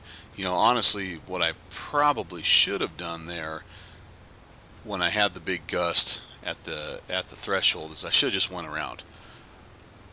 I mean, I think that would have been probably the most appropriate action. Instead of trying to level it, and then I was already at low speed. I was probably lucky that I didn't lose aerodynamics and end up, you know, in some kind of a uncontrolled stall. But anyway, well, it's a moment of reflection for sure, and be one that again I would welcome. Obviously, you know, your 2 cents, being somebody who's spent a little bit of time in real life behind the yoke, as they say. All right, so here's what we're looking at again. Albany to Syracuse, and we're gonna file the Albany 7 departure, and we're just gonna request direct Syracuse here with kind of our wind situation. I suppose if we had to, we could fly, you know, to Utica, and then we could, you know, grab the Victor 2 and all that business. But I think honestly, is that Albany 7 is all we need to do is just go direct to Syracuse. Let's just take a quick peek at that and make sure we're not missing something here. So Albany 7, we will be departing runway 1. It's a standard takeoff minimums, which we're not worried about that today. Top altitude 4,000, which is what we will actually file for the entire flight. And runway 1 will be flying at a heading of 011. And let's see what the next page says here. So page 2. Alright, takeoff runway 1, climb heading 011. Thence, radar vectors to assigned route or fix will maintain 4,000. Expect clearance to requested altitude. Well, that's not really us. And we are not a turbojet, so we don't have to worry about that component. Yeah, I think we're just going to get direct Syracuse here, which will be cool. So I'm going to say, let's see, Fort Drum will be our alternate. Golf Tango Bravo. We're going to be departing here. It's 0148 Zulu, and we can be airborne here in about the next 10 minutes, I'd say. So 020 Zulu. It's a 55-minute leg. We still have plenty of fuel. I'd have to say probably at least 3 hours of fuel left. And everything else I think looks good. We'll file that flight plan. And do we have ground? Yeah, or delivery? Yes, we do. 2750. Here I've been idling. I probably found the plugs here. Things I don't think about. 2750. We'll go over to delivery. Radar vector Alpha, that's Alpha, Whiskey Alpha. Direct page, Papa Alpha Yankee Golf Echo, then as filed. Go from there. Maintain 4,000, expect flight level 320, 10 minute after departure. Departure frequency 132.82, box 4613.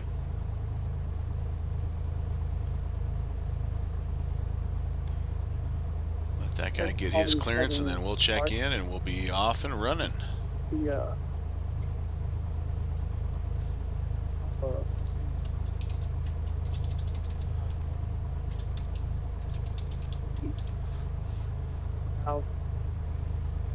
Alright, so this guy here there's maybe one more thing I would recommend for people that are jumping into an event like this is make sure that you have some good comms. Even if you're off in what you're saying, it's nice if you can be overheard by air traffic and other airplanes. And trust me, dude, we've all been there. We've all been at that new stage, and you're not going to get judged. But it's nice if they can hear you. Albany departure. November 2237 kilos, ready for the taxi. Because it's tough. November 2337 Like kilos, right there, I didn't contact know if 147, he good was night. done yet with the readback, or exactly if I was able to. Envoy 4915, clearance available, amendment advisory copy. If I Alright, ready didn't to copy wait on anymore, Envoy 4915. what I needed to do.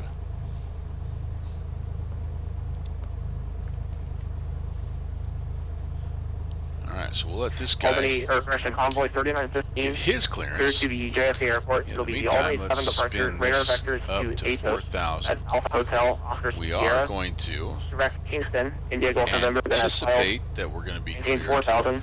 Departure direct. frequency 132.82. Squawk So 4617. 1530 is going to go back in here for the outbound. 011 is, I think, what we have set. Nope, it's not what we have set. 011 will be what we have set. 4915 is cleared to the Kennedy Airport, Albany 7 departure. And if we get cleared direct, it's going to be roughly 296. 4617. I'm just going to set that in there for now. Envoy 4915, two things.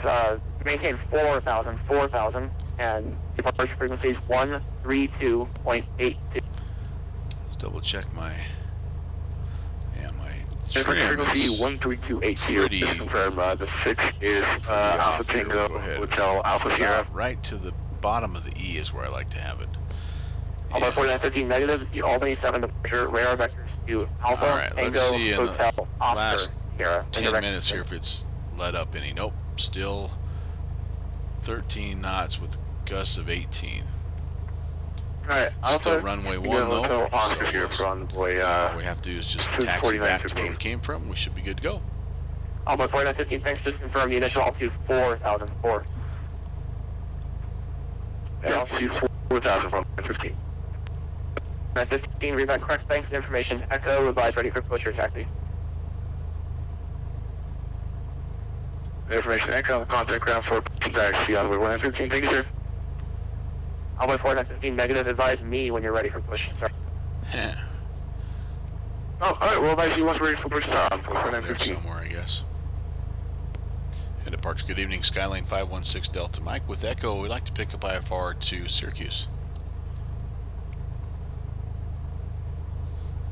Number 516 Delta Mike, clearance on request standby, it'll be a full route. 6 Delta Mike. Full route. Oh boy.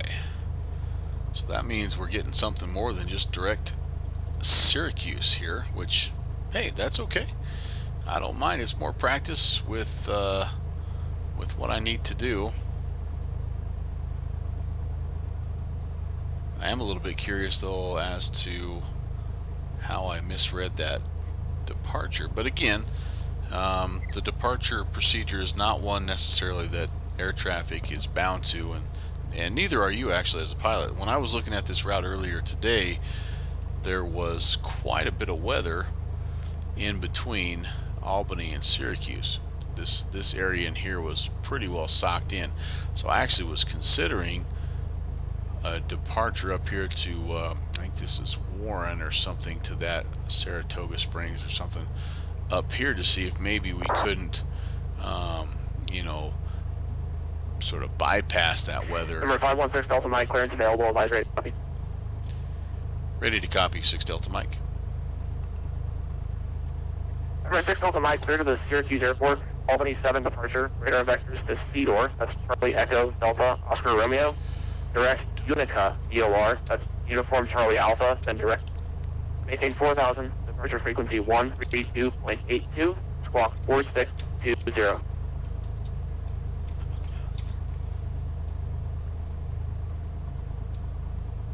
Clear to Syracuse, Albany 7 departure, radar vectors Cedar, then Unica, direct.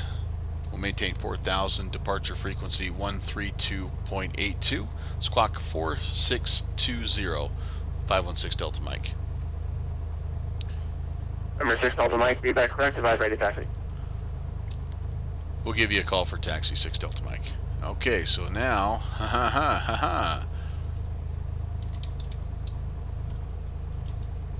let's see if I, okay, holy cow. Unica, UCA, not UFA. I don't know what. Now this has put me somewhere like in the Ukraine or something crazy. Where are you? Oh yeah, clear over in Asia. Now we're back over here somewhere, guys. Okay. I can hear somebody taxiing by me. Alright, so we do have a little bit of a different, so there's Cedar, then we're up here, so that's cool. So I will have to, not a huge adjustment, but I'm going to track the Albany VOR 1530. I'm going to track it outbound 283, and then I'm going to make a right turn up to Unica on a 307. So yeah, not a huge adjustment. Actually will be a little bit more interesting. So 283, I'm going to go ahead and put that in here, and we will just be ready to And delivery on way 915, we're ready for push start. I think ish. All right. 14915, pushback into the ramp is approved. Contact ground 112.7 Let's for taxi. take one more quick look here. Push into the ramp is approved and ground on 21.7 for taxi. Where we are. Thank you. So we're right here at GA, so we don't have far to go here. I'm going to go ahead and call delivery here. Next break I get, we're, like I say, I think we're right here, and we just need to come down Alpha. So Delta 425, you're breaking. Please use text for your transmissions, please. all right, downwind sim, I don't know if you're still here with me, but we're going to attempt this rather windy departure Your prayers are appreciated. Delivery 516 Delta Mike, we're ready for taxi. Remember 516 Delta Mike, ground point 7. Ground point 7, we'll see you, 6 Delta Mike. Okay, put that in. I'm Delta going to go ahead. 425. I'm going to put tower in right now. 1950. Just so we're ready to go. Albany grounds, Skylane 516 Delta Mike, back with you. We're over GA looking for taxi. Skylane 516 Delta Mike, Albany ground. Good evening, sir. Welcome back. Taxi to runway 1 via Echo Alpha. Echo Alpha, runway 1, 516 Delta Mike. Alright, sounds good. Sounds good. Let's do this. I am going to go flaps 1 a departure. And you know what I did not do last time is I did not do a run-up. So I should definitely do that here because I am 100% positive I have completely fouled the plugs by sitting here taxiing as long as I did. Alright, Echo. This has got to be Alpha. Yep, this is Alpha.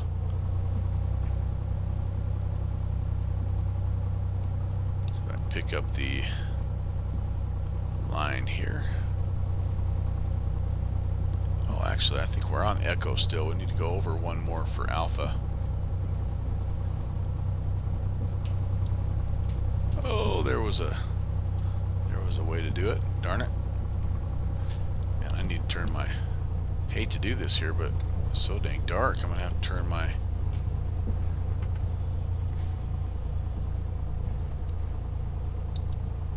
taxi lights back on just to find a way to get over to... Skylane 516 Delta Mike, reset transponders, walk 4620. 4620, sorry about that, 6 Delta Mike. Yep, 4620. Let's just do this before we go further. 4620. Alright, there we go. And we're squawking Charlie still.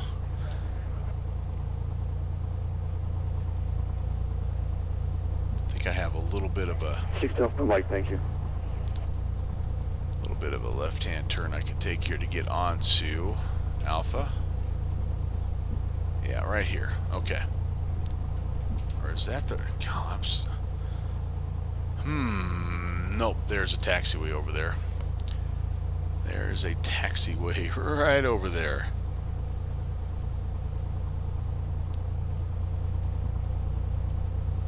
And then next up is the runway. Okay, so we're good to go. Echo to Alpha to runway 1.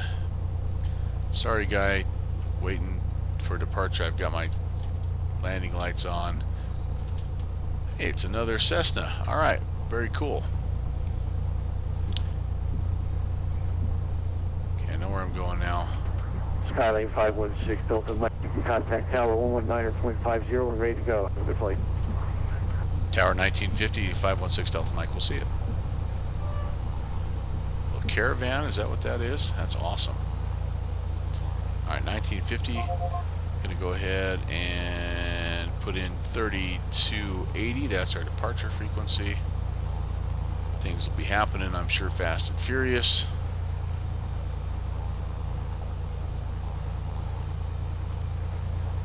Albany Tower, Skylane 516 Delta Mike, shorter runway 1 in sequence. November 516 Delta Mike, Albany Tower, good evening, Roger. Use full call sign, similar call sign on the frequency. I have no idea what he just said.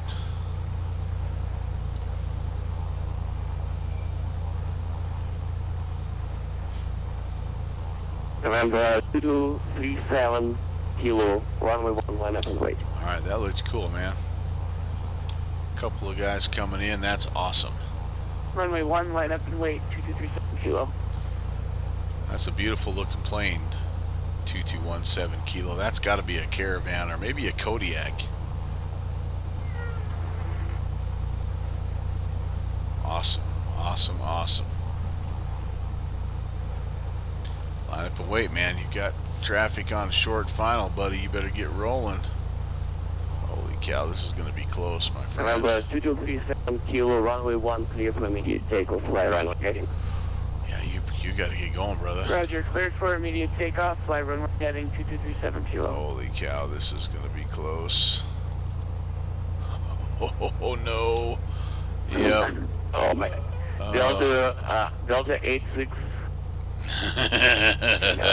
November 2237 Kilo, cancel at clearance, cancel. Too late, he's gone.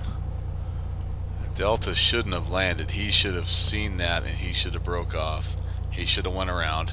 Darn it. November 2237 Kilo, Alvin Tower. Alright, I'm going to do my quick run up here.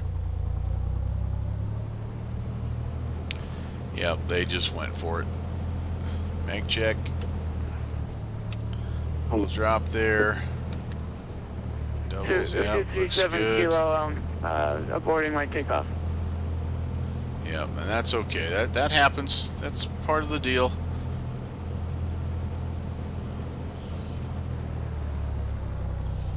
Alright, good suction. November 516 Delta Extra on the ground, 121.7.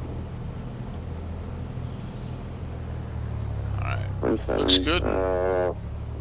Actually sounds good, like it's not plugged up. Al Sal checking in. Hey, November man. 516 Delta Mike, runway 1, line up and wait. Line up and wait. Runway 1, 516 Delta Mike. I feel like I really need to check if traffic is coming. All these guys, they do a great job, and even as good as they are, things happen. We'll be ready to rock and roll, though. Don't have to tell us twice. So Al South, it's windy here, man. We're in Albany, New York, 2237 Kilo. and it is gusting 18, To the left of the runway. and it is. And on the ground 121.7. It was a very interesting approach, to say the least. I kind of had a little bit of a gust of wind at the threshold. It tossed me up about 40. November 516 Delta Mike, runway 1, fly runway heading, clear for takeoff. Fly runway heading, clear for takeoff, runway 1, 516 Delta Mike. I'll tell you more about it here in just a second. Alright, here we go. Now, there's a little bit of the sputtering I was anticipating. Hopefully we can just open it up wide open and get that oil cleaned right out here. Yeah, there we go. We are airborne. Crab, crab, crab.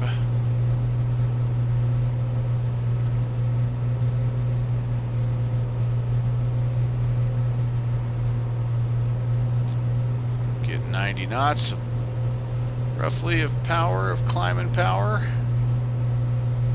You can hear it. I don't know how well you can hear it on the stream, but you can hear a little bit of the that's just me. Instead of shutting it down, I just left it running, and that's not good for this bird. Okay, flaps up. And I am going to pull prop lever and power back here just November because. 16 Romeo X-ray, Alvin Tower, you with me? I'm not exactly maintaining runway heading, but I'm pretty darn close. November 126 Romeo X-ray, runway 1. Alright, downwind just got home, so just in time. Al South is with us, man, and November 516 Delta Mike, contact departure 132.82. 132.8, 516 Delta Mike. Have a great night.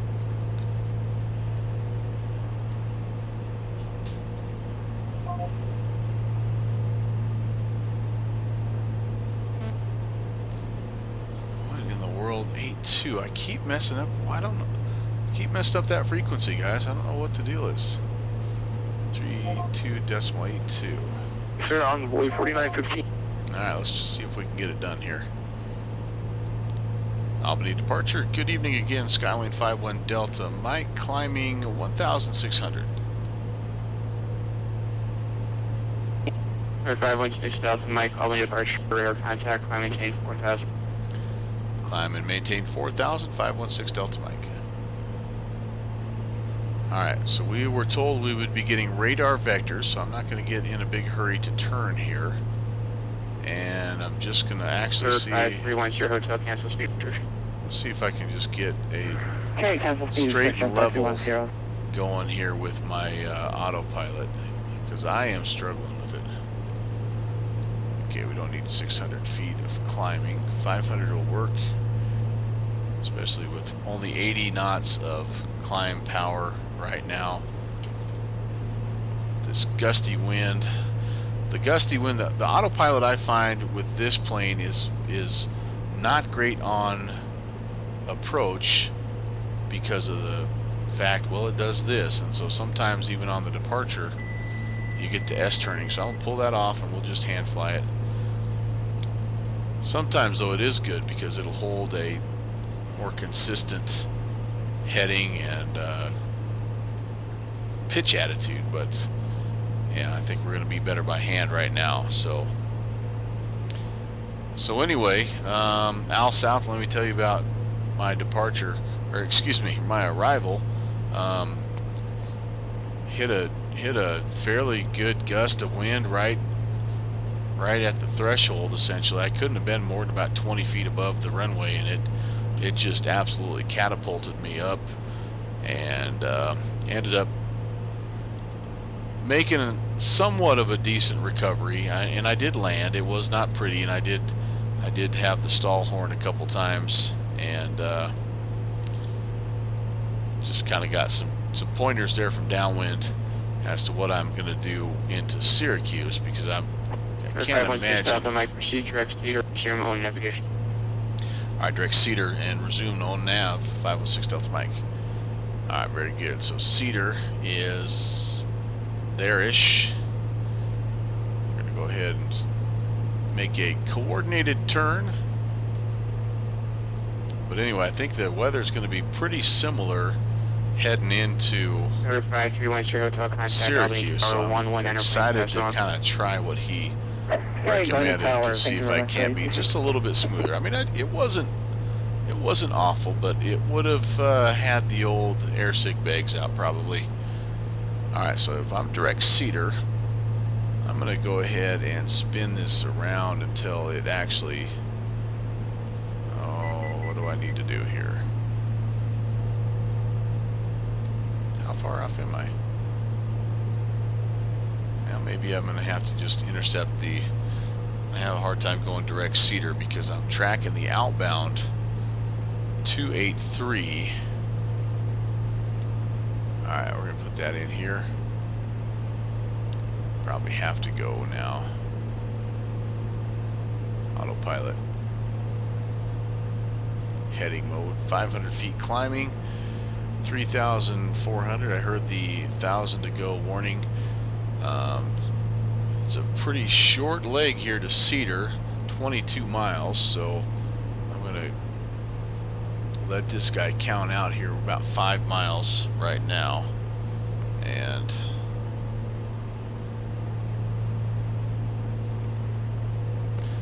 just going to see if in that 22 miles I can get back on the outbound. Here's what I'm doing. So I took off here heading north, and they took me quite a ways north, so I'm trying to swing back around to see if I can grab this outbound radial. We'll see what happens here. To make it realistic, the sim should crash the computer when there's a near collision. Well, it actually, they're like P3D, and I'm assuming X-Plane probably does too, but there is a feature where if you run into someone or you land too hard, it actually does it doesn't crash the sim per se, but it forces you to completely exit out of your game and reload a different aircraft. And but yeah, to reboot your whole system, that'd be pretty intense. Oh, now we didn't get that arm, did we? Dang it. So we flew through our altitude. Let's get ourselves heading back down here. Just about 200 feet through it, so not a huge deal. Downwind Sim said just got back 1,000 miles from LGA from work, and yep, telling me I'm going to autopilot school, which in a sense I kind of am. I don't mind hand flying, but I do struggle with sometimes hand flying in IMC conditions, and so it's for me right now not a bad idea to slap on the old autopilot sooner rather than later. 915 Albany departure, radar We've contact, been much climb more maintain 10,000. smooth and stable here, as you can tell.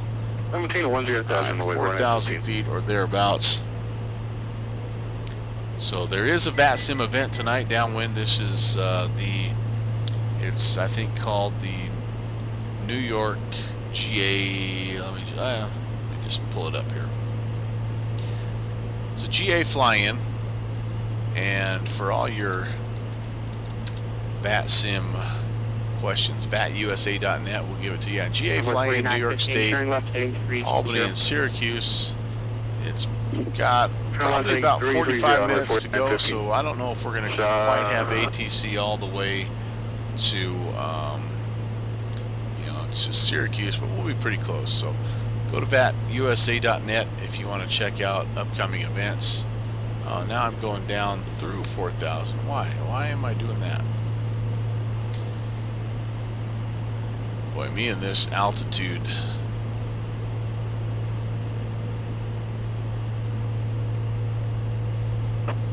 Envoy 4915 We're contact. struggling. We're not getting along. Alright, so I have VS armed at 4,000. I should be climbing, yep, 200 feet per minute. I should get to 400. I should level out. Life is good if that happens. Negative 123.75, 2375. 2375 Envoy 4915. Let's see if it happens. You never know. Alright, we're just about to get back on our outbound, so that's cool. One out of two things are working correctly for me, so that's not bad. Alright, and again, we want to track this 22 miles, so we're 8 miles out right now, and then we're going to turn slightly to the north on a 307 heading in our track. A-firm direct C-door. 516 Delta Mike. Now I'm kind of wondering if I am.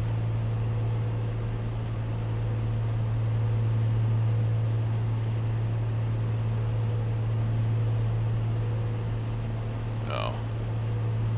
Where did it go? Okay, so yeah, here we are. C-door, right? That's C-door right down there. We did swing it around, and actually, you know what?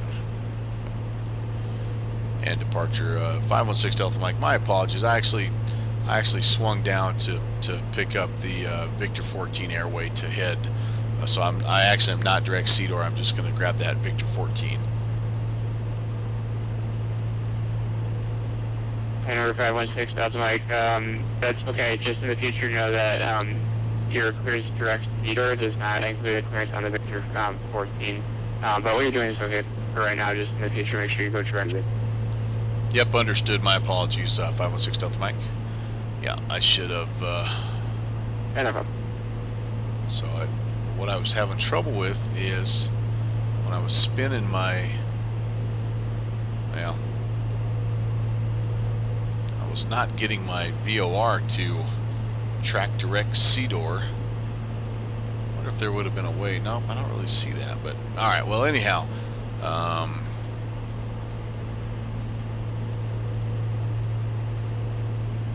On that guy again. Yep, that's me. So once I get to C-door here in just about 10 miles, I'm going to turn 307. I'm going to track Utica at 111.2, and then Utica we're going to go direct. So let's see if I can do better from here on out. It's still searching for that perfect flight. It looks like I'm gonna have to keep flying because I didn't make it this time. Oh, and I'm sliding down now below south of the Victor even, which is even worse. So, all right, 13 miles out, just about 9 miles to go, and we'll be ready to make that turn. So let's see what's going on in the chat here. Sorry. So Al South, Al South and Downwind they've been up in Idaho making mods to some backcountry fields. It's pretty dang cool what they're doing, by the way. If you're an X-Plane person, I would connect with either one of these two guys or both of these guys, because not only are they really, really good from a sim pilot perspective, they actually are pretty talented with kind of the scenery development side of things. So yeah, it's this Downwind Sim has actually been just kind of plugging his way through the mountains of Idaho, and every place that he stops, he makes that airfield. He goes in and adds things that make it more realistic and look more like what it really does look like. And so yeah, it's pretty cool watching them work. And at some point in time, you know, they keep trying to get me over to X-Plane, and I know it's probably going to happen, you know, at some point in time here. But so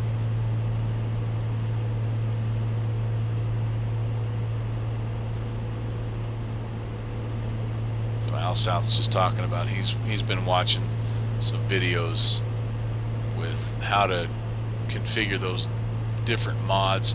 That is one thing, and I haven't messed with it with X-Plane much, but that is one thing I think they do a nice job of, is they make it very,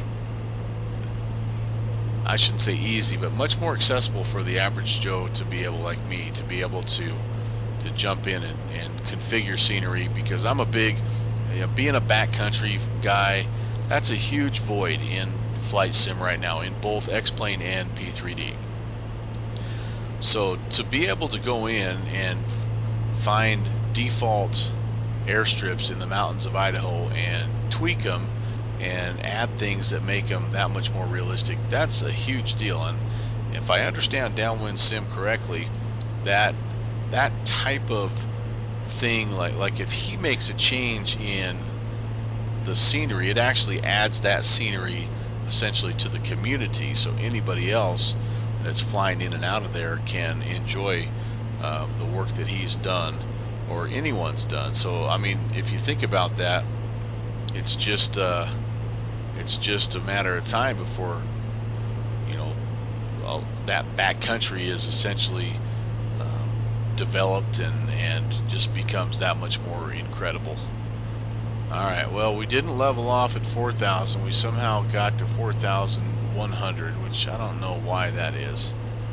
Maybe it's a barrow issue, but we're just about to 22.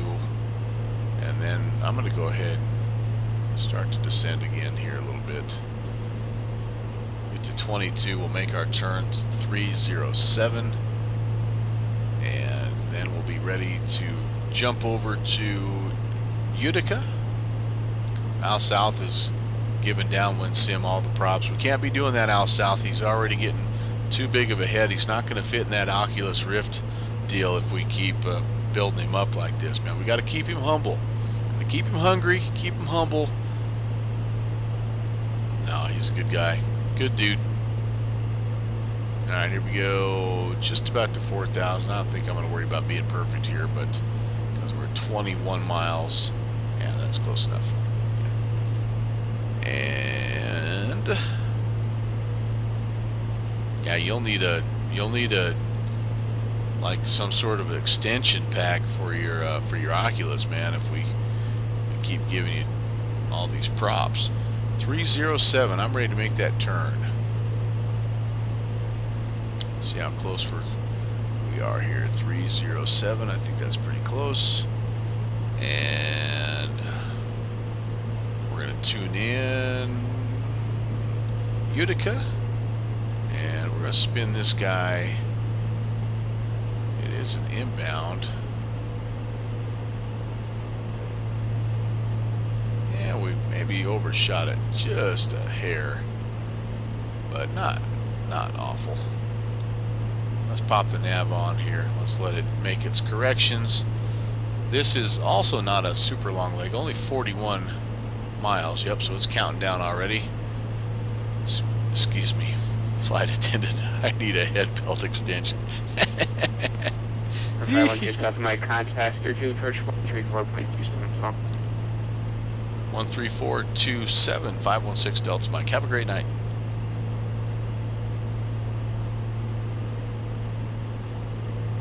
Three 427. Yep. Let's get that guy out of here that can't fly direct. Doggone it. Well, I need to check in here with ATIS, by the way, so I can't be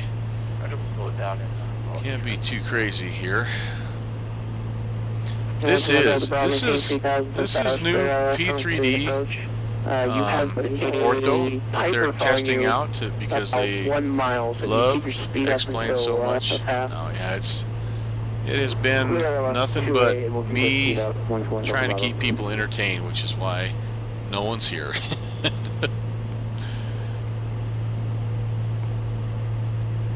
I better make sure I don't have an approach I need to. Nope.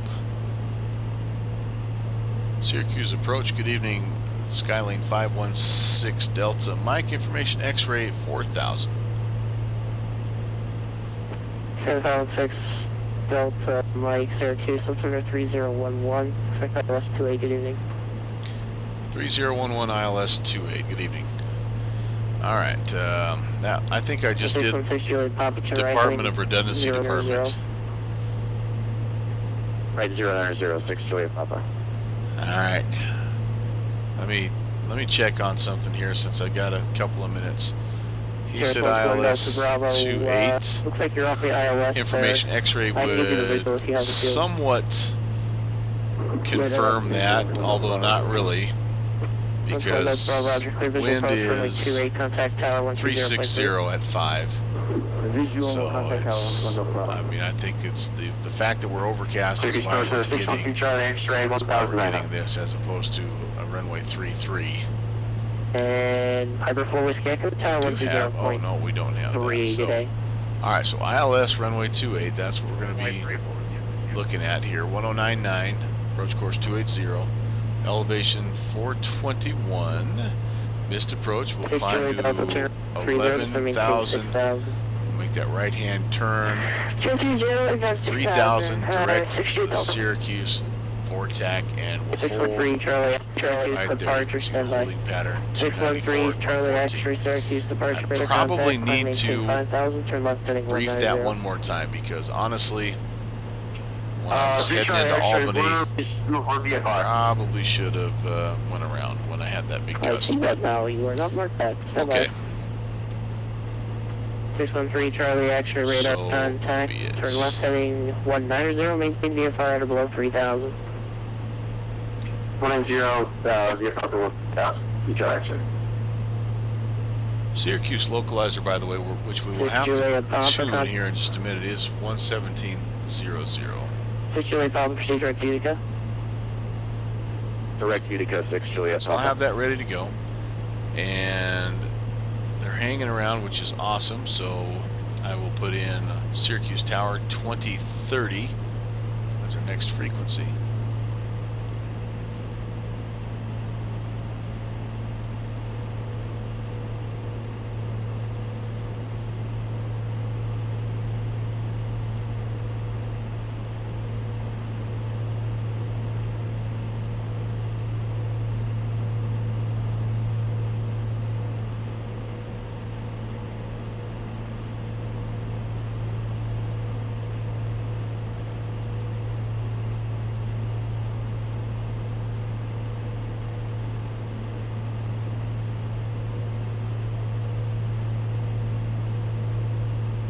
The 613 Charlie X-ray. Report Casanova Lake outbound from the Charlie, please. You say that again, please, 3 Charlie X-ray. 3 Charlie X-ray, proceed to the Casanova Lake waypoint. Report over the lake. 3 Charlie X-ray. We don't quite have that in our flight plan. We can find it if you want us to, but we were just planning on going direct to Albany. There's a VFR reporting point. You can find it on the VFR chart. Alright, we'll look for it. 3 Charlie X-ray.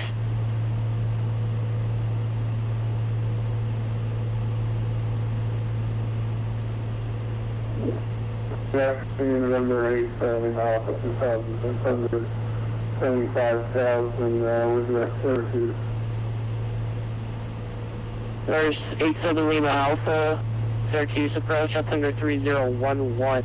Expect ILS runway 28, turn left heading 170, vector side left 28. Oh, that's a good thought there, downwind. Just kind of level off, wait for the calm moment. Yeah.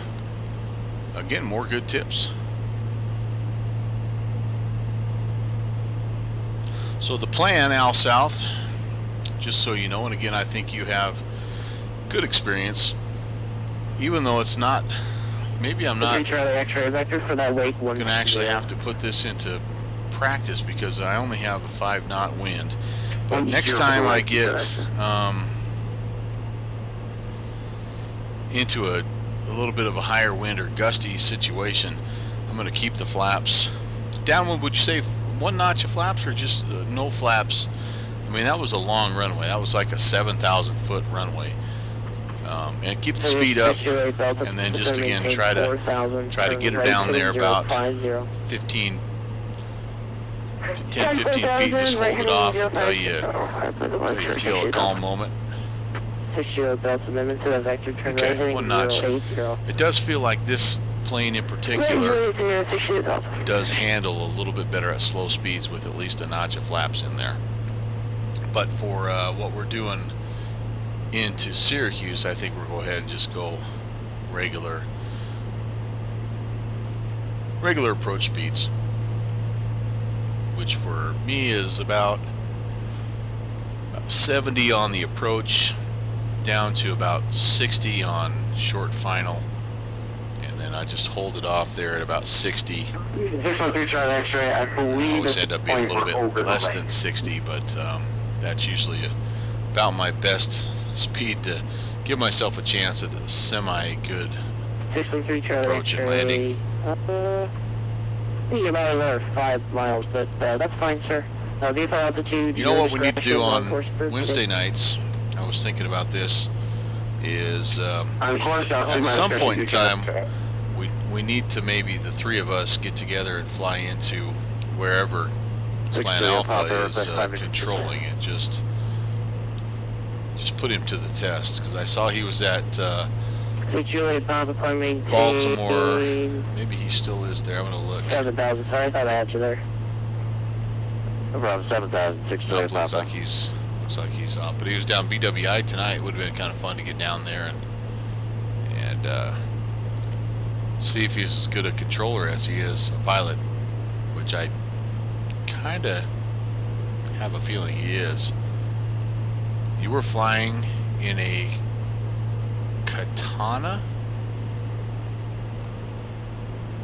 I don't know what that is.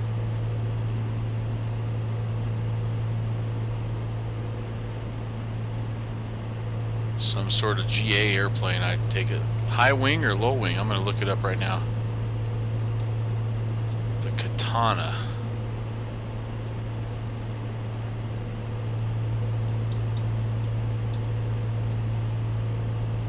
Oh, no kidding. Check that out. That's freaking sweet, man.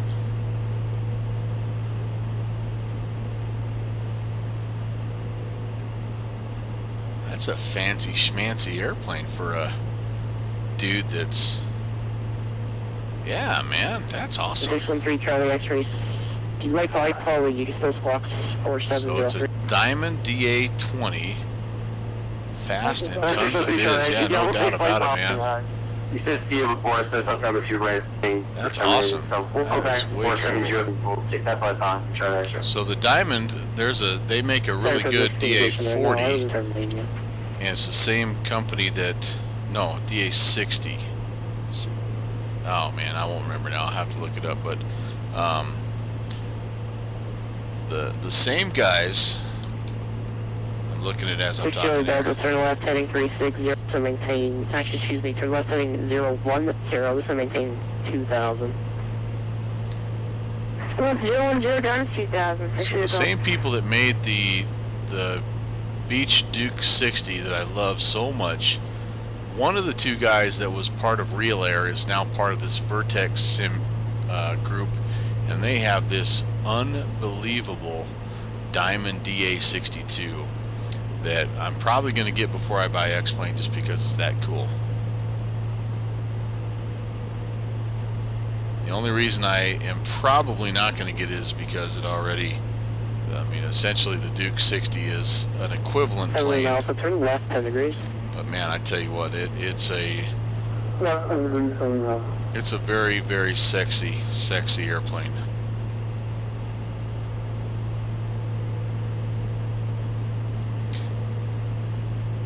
Al South, Downwind are both down for the idea of trying to fly into wherever our man Skylane Alpha is controlling. Here's the thing, he kind of keeps it under wraps. It's like he wants to keep it from us so that we don't know where to go, you know. But in essence, it's kind of like us reading his Twitch channel.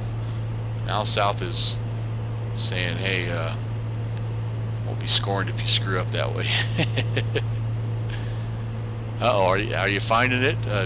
Finding a DA Delta, turn left heading 310, general DA20 for free. Yeah, 6 Kilo Delta. There it is.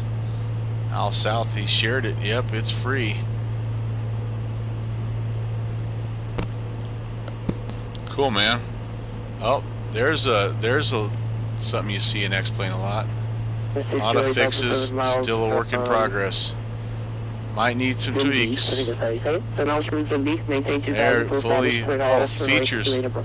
Features. Yep.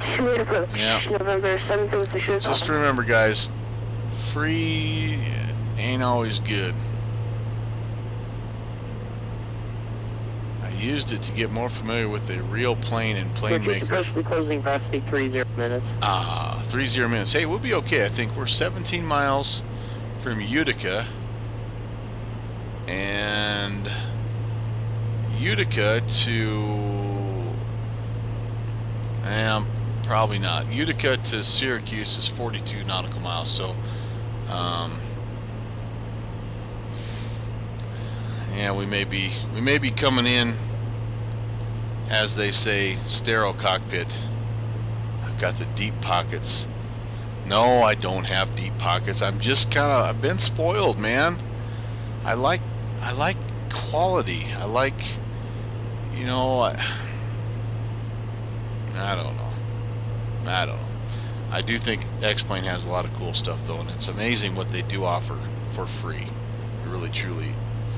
Oh no, is my network down? Drop frames detected. Yes, indeed. Uh-oh. I'm sorry if I lost you guys. This was just starting to get good.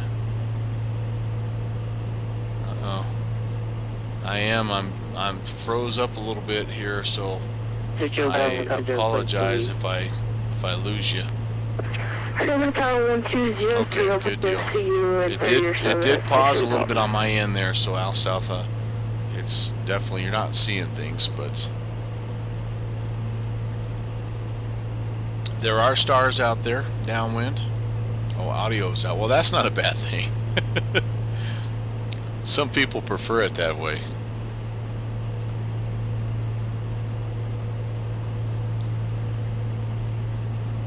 Yeah, but I love the community feel of X-Plane. I really truly do. I think it's pretty dang awesome. Hey, there's some ground contact. I do. It is overcast 2,500. How can I get the audio to go out on your stream? You were actually the one that helped me get it all finally tuned in, you know, so that my voice voice for the ages, as they say, my perfect 100, Well. so maintain 3,000. Yeah, I won't go any further than that. 3,000 southern now. I have the kind of voice that puts people to sleep, so I'm good. I'm good with that. This time of night. That's why when I listen back on my own streams, I don't really make many corrections because I end up falling asleep like 5 minutes in because I sound so dang boring. But you know, oh well, it's all right. Skylane Alpha, yeah. So anyway, I was talking about if we're gonna fly in to see where he's at, we have to know where he's at because he moves around. He's like at Baltimore one day, DCA one day, and so I almost wonder if he doesn't keep that kind of on the down low so that some of his flight sim friends, kind of like ourselves, some of the rowdier flight sim friends don't come in and request some funky RNAV Zulu approach just to try to see if he remembers what's going on. Which, you know, every single one of us would do. It would be some crazy, you know, the approach that's at the very bottom of the list that you never use ever, and you know, we would have to do something like that, and then probably have to go around twice or something, you know, just to keep him on his toes. And I think that's maybe why he doesn't let us know ahead of time where he's supposed to be. Right, 7 Lima Alpha, turn left heading... Barry White is my turn homie. left heading 190. Love Barry White. 190. Alright, so we are, by the way, 9 miles from Utica, and we need we're cleared direct after that, by the way, so I do have Syracuse tuned in. It's a 289 outbound to Utica, or excuse me, to Syracuse. Somewhere in here we're going to probably get a little bit of a vector, but we're almost straight in. I mean, we're cleared runway 28. I don't know if approach is going to stay on for us. If they only knew how entertaining and adventurous this landing would be, they would for sure stay on. Because they're not staying on for the beautiful scenery here. I can't even say thank you, Active Sky, because all they've done is provided that blank white stream. Maybe I can use it like as a green screen. Skylane 628, Papa contact. And Albany approach when I 23.82. get it uploaded to YouTube, maybe I can like overlay it with some beautiful, you know, 613 Charlie daytime X-ray scenery contact or Albany something. approach 132.82. They will stay on. I will soothe them into staying on.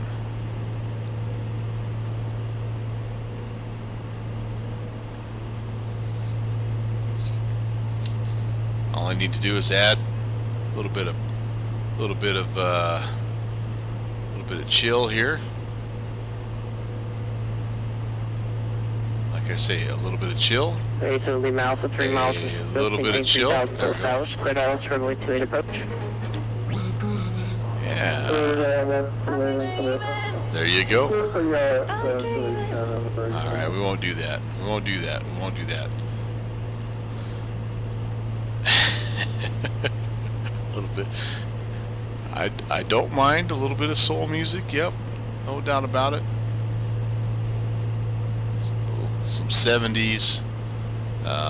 Yeah, you make your move on your steady lady there.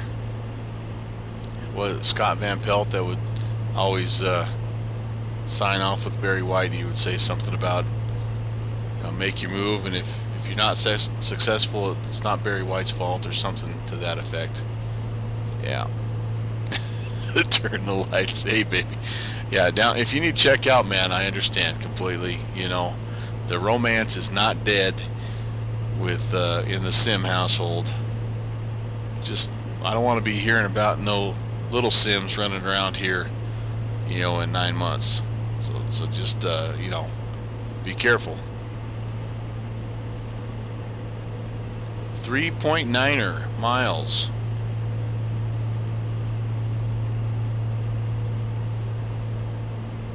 289er degrees. I think we're just about have that. Nope, I don't have that. 289er, so there's 290. There's 289er right there-ish.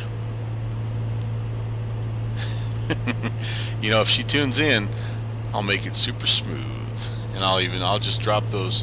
What was there a Saturday Night Live skit where there was a guy talking and dropping in subtle messages? Oh man, what the heck was that called? Where's Slant Alpha with his encyclopedia of random knowledge when I need him? Oh man, I think it was Kevin Nealon, and he would just be talking along, and he would just slip something in, just kind of to try to subconsciously get you thinking about it. It was really funny. All right, 1.6. 1.5. Oh, we're starting to see some beautiful scenery. There's an airplane coming over the top of us. Way cool, way cool. Hello, whoever you are. You're a little bit bigger and faster than me. You're up there. He'll probably have a nice view of the stars. He'll be above the clouds. I don't know what the ceiling is. At one point it was over 10,000, so we had no chance at getting over the top of them. Alright, heading mode is engaged, and I wonder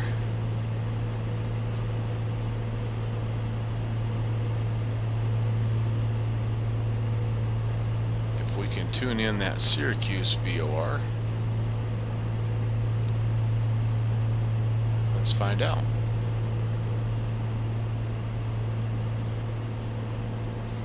Oh wait, that's my communications radio. This is the nav radio. And yes indeed. Alright, very good, very good. Okay, we'll go ahead and engage the nav. We'll make our little slight adjustment to the right. Alright, you guys know what I'm talking about, right? Kevin Nealon, Saturday Night Live. He was like Subliminal Man or something like that.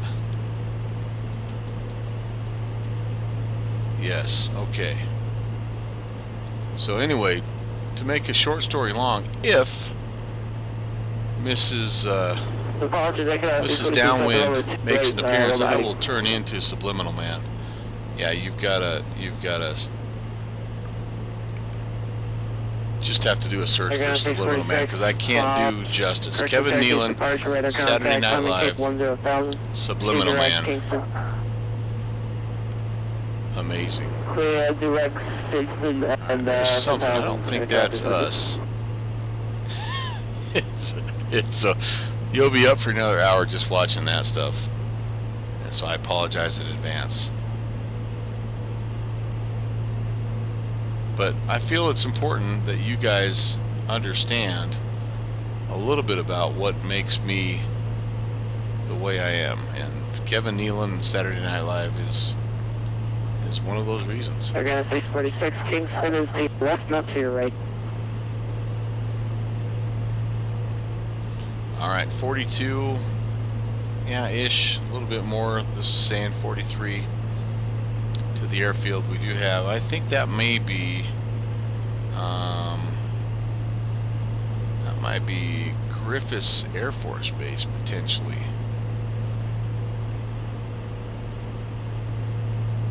At some point we are going to start to track. That way we're crabbing like a big dog right now. Oh, looks like I'm dropping frames again. Doggone it, I don't know what's going on. I had this problem a month or so ago. Might be time for a router restart. Okay, yeah, that's fine. I just want to make sure you're going to the right deal or not. Make sure you're not going to the it's. I would play it, but I'm worried about copyright and it muting my stream, and yeah, I've worked too hard tonight. Contact Boston Center 12775. Oh, that's not the Air Force Base. 1237 having that. Yeah, what I need is a better router. I need to not be in the middle of Wyoming that has bad internet. I need that fancy schmancy broadband that you guys have. Fiber optic stuff. Actually, I can't complain. We really don't have we don't have too bad of a internet access and router speed out here for the middle of nowhere.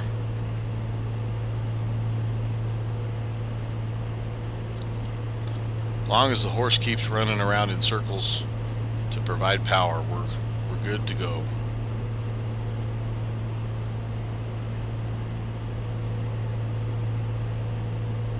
So I think he's off at the top of the hour. So that's 13 minutes. We have 40 miles to go. We are currently at about 115 knots. You do the math. I don't know what our ground speed is. Turn left heading 290, to maintain 3,000. 290 down 3,000, 516 Delta Mike. Alright, 290.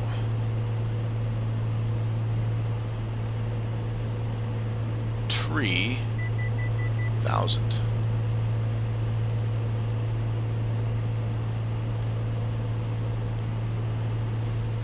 Well, maybe if he's starting to vector us, maybe we're going to be the last guy that he brings in. If that's the case, I appreciate it, man. I really do. I know it's late there, and you're probably like the rest of us. You've got work. It's only Wednesday. You got 2 days of work at least, if not more.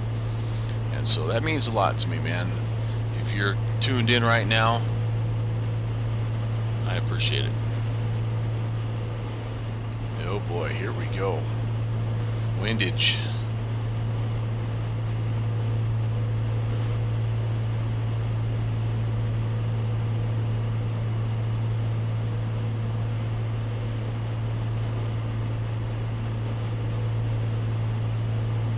I'm going to get the ATIS again just to tune in my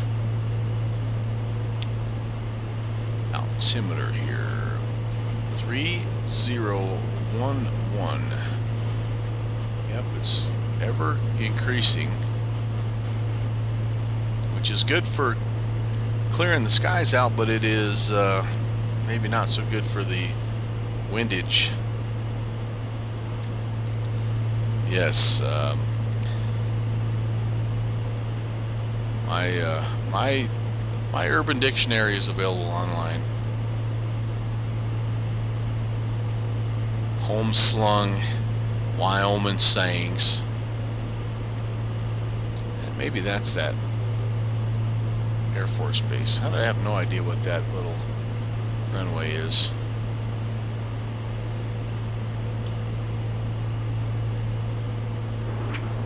Circus approach, good evening, November 738 extra alpha with you, 6,000.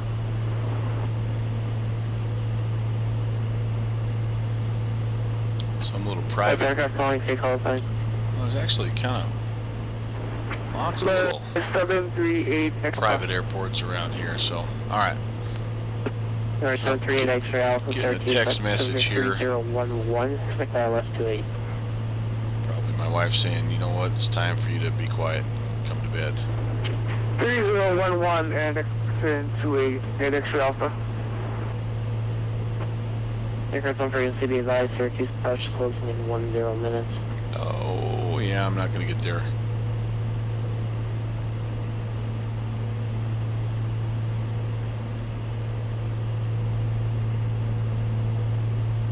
Alright, got a friend wanting to borrow some of my camera equipment.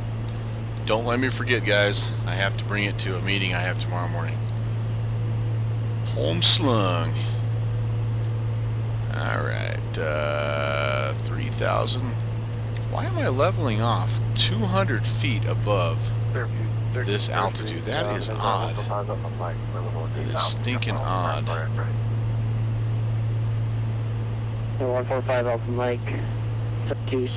Alright, so I am actually currently on vectors final, so I'm going to go ahead and I'm going to tune in ILS. So 1099.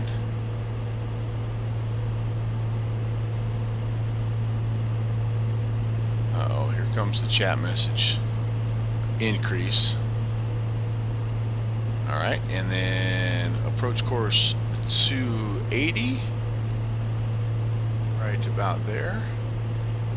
So yeah, he's bringing me pretty much right in.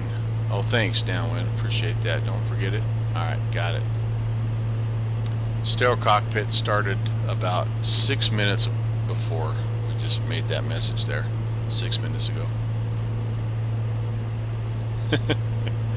Al South, thanks for not buying into peer pressure, by the way.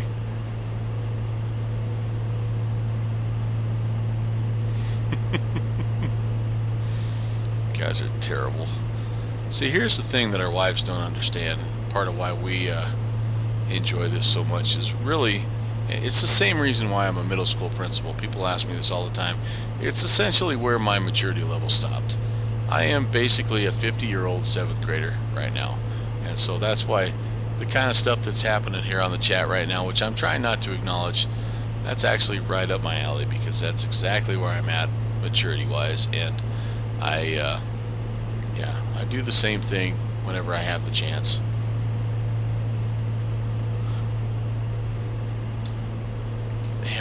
This is interesting here. I'm going to have to take this baby into the shop because it is not wanting to get down to my altitude.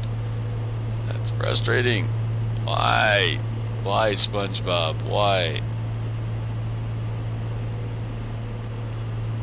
If I get it down here and I pop altitude, let's see what happens.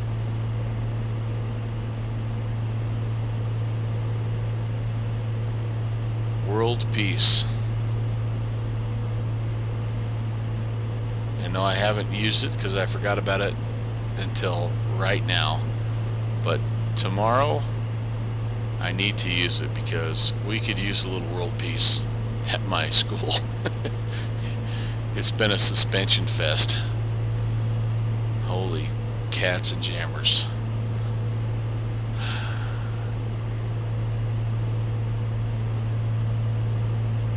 I'll try to use world peace because tomorrow my 7:30 meeting is about kids that have been in trouble with the law.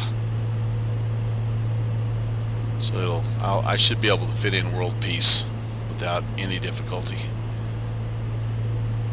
Alright, I actually have the glide slope and the localizer. We're on a 19-mile extended final. Forget what? What am I not supposed to forget?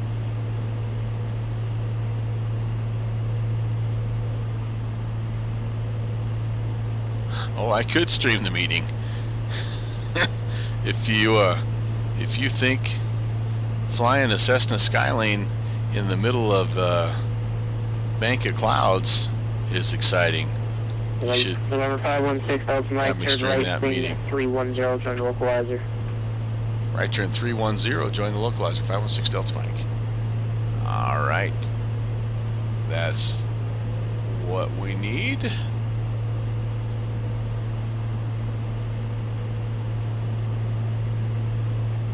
Yep, he's got 5 minutes to go and 17 miles.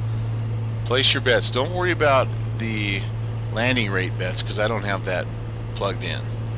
Everything's a good landing for me that way. But place your bets. Will he stay on frequency until I land or not? Actually, maybe the bet ought to be, will my stream stay going or not?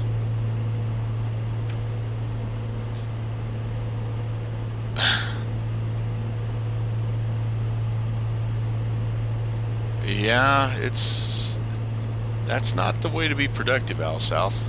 Take it from a guy that tries to do that all the time. That doesn't work very well.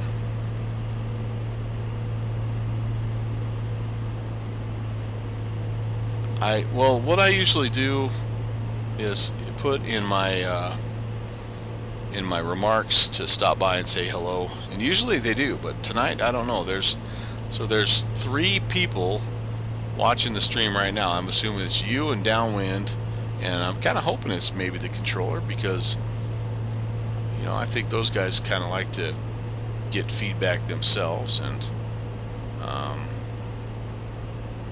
I don't know how much they can listen to while they're controlling because I think there's a little bit of a delay. So like if they tell me what to do and I repeat it, and then it's when they see it on the stream, then there's a delay, and I think that would kind of make you have a little bit of an eye twitch. But That could be our... 6 Delta Mike, 2 miles from Spinga.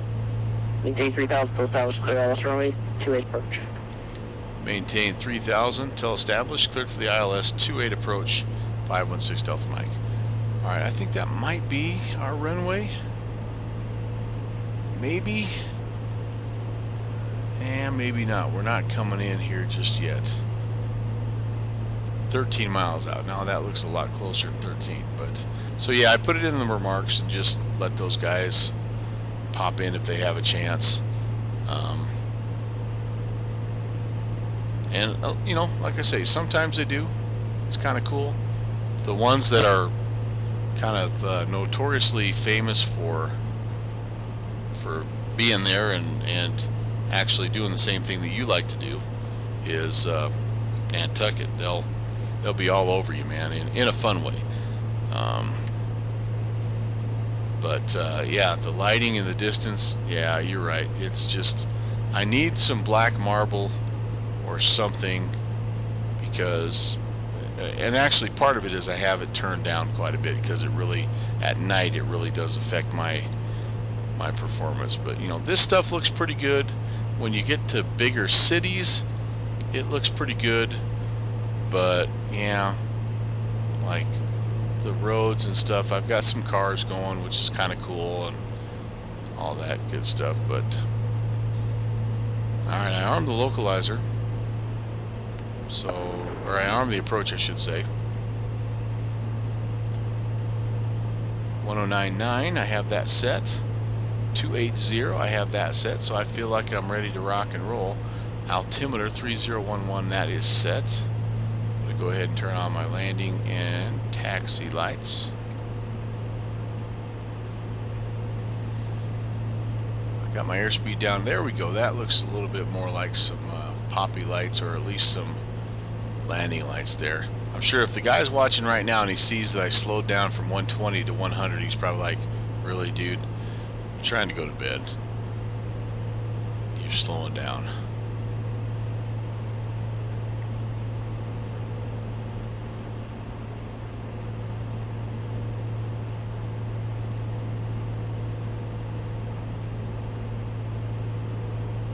Alright, glide slope is actually coming down here before our localizer is, so that's gonna make it interesting.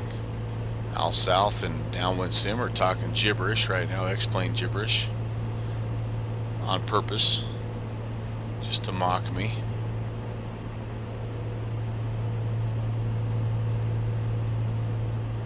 Alright, this could be interesting. I don't know, in my default A2A autopilot, if this will grab the localizer. 516 Delta Mike, wind 3605, runway 28, clear to land. Runway 28, clear to land, 516 Delta Mike. Appreciate you hanging out with me. Have a great night.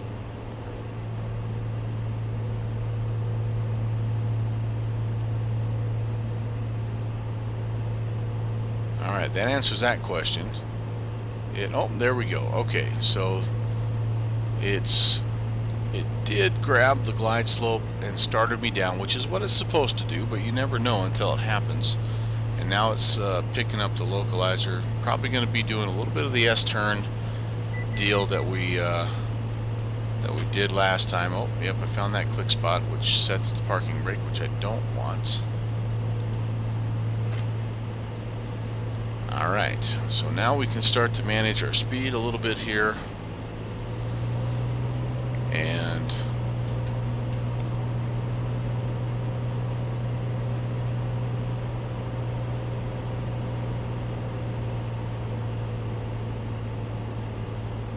you know, I'm pretty satisfied that it looks like if I needed to, I could fly this guy all the way down to minimums on the autopilot, but that's not what it's not what I'm here for. So we're going to pop that guy off. We're going to try to trim this thing out and see if we can't fly it in.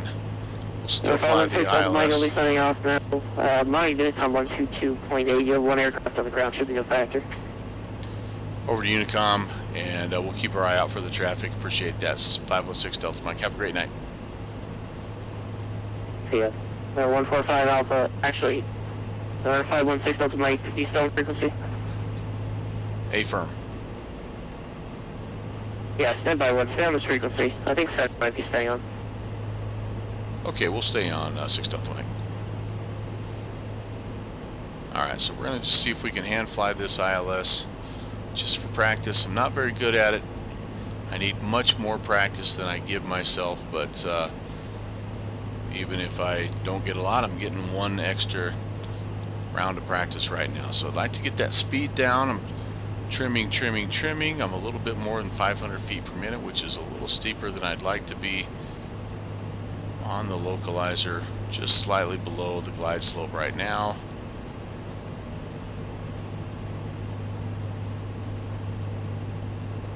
Yeah, need to bring the speed down, bring the power back slightly again, just trying to trim for speed. Okay, we'll find out for like there, you can make that on about 4,000 now. I'll say again for 516 Delta Mike.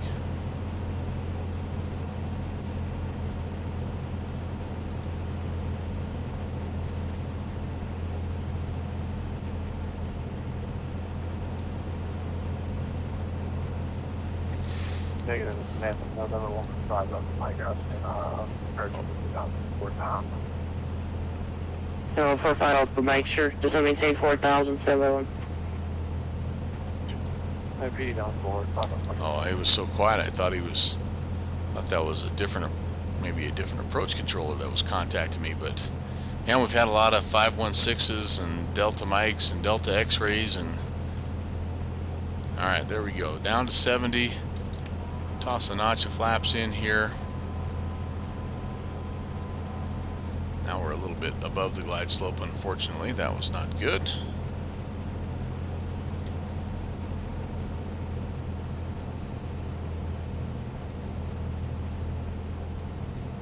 Not too bad though, just a skosh high. I tend to be that way with this plane for some reason. I just want to make sure I make the field. Alright, second notch of flaps going in. Again, just a little bit high. Pretty well on the localizer. We are getting a slight crosswind from the right.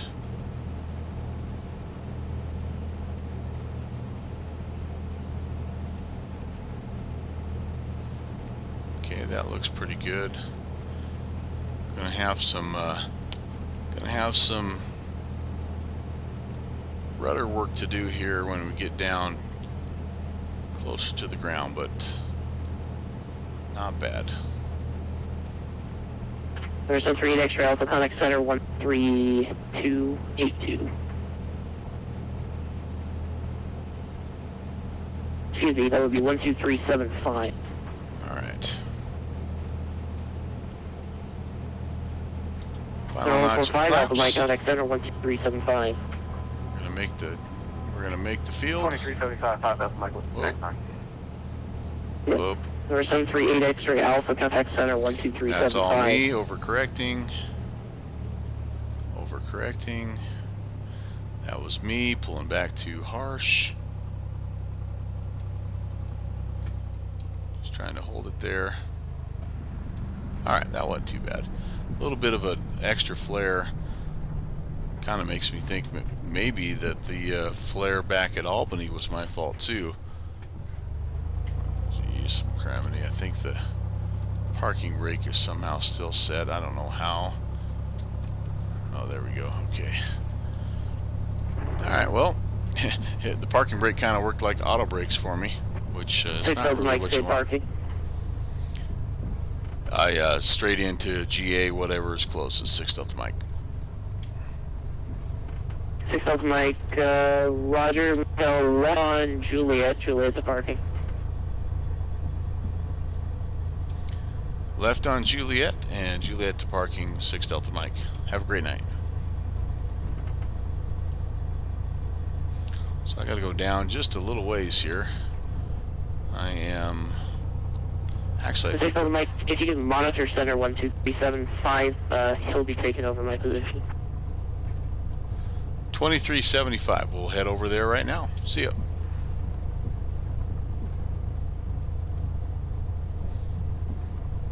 Not that we really need to, because this is our last stop.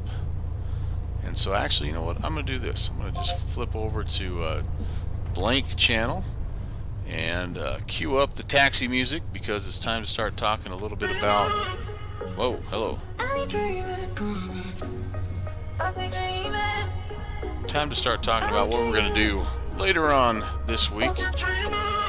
Pretty excited. I'm actually going to be able to be back for Saturday's stream, and I'm going to try, like the Dickens, to stream on Friday as well. I think I'm going to be able to do a Friday night off, which would be awesome.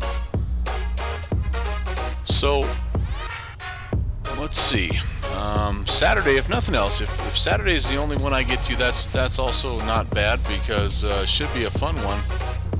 Saturday we're looking at trying something a little different, and I'm going to hop in the L1011, and I've been researching some historic flights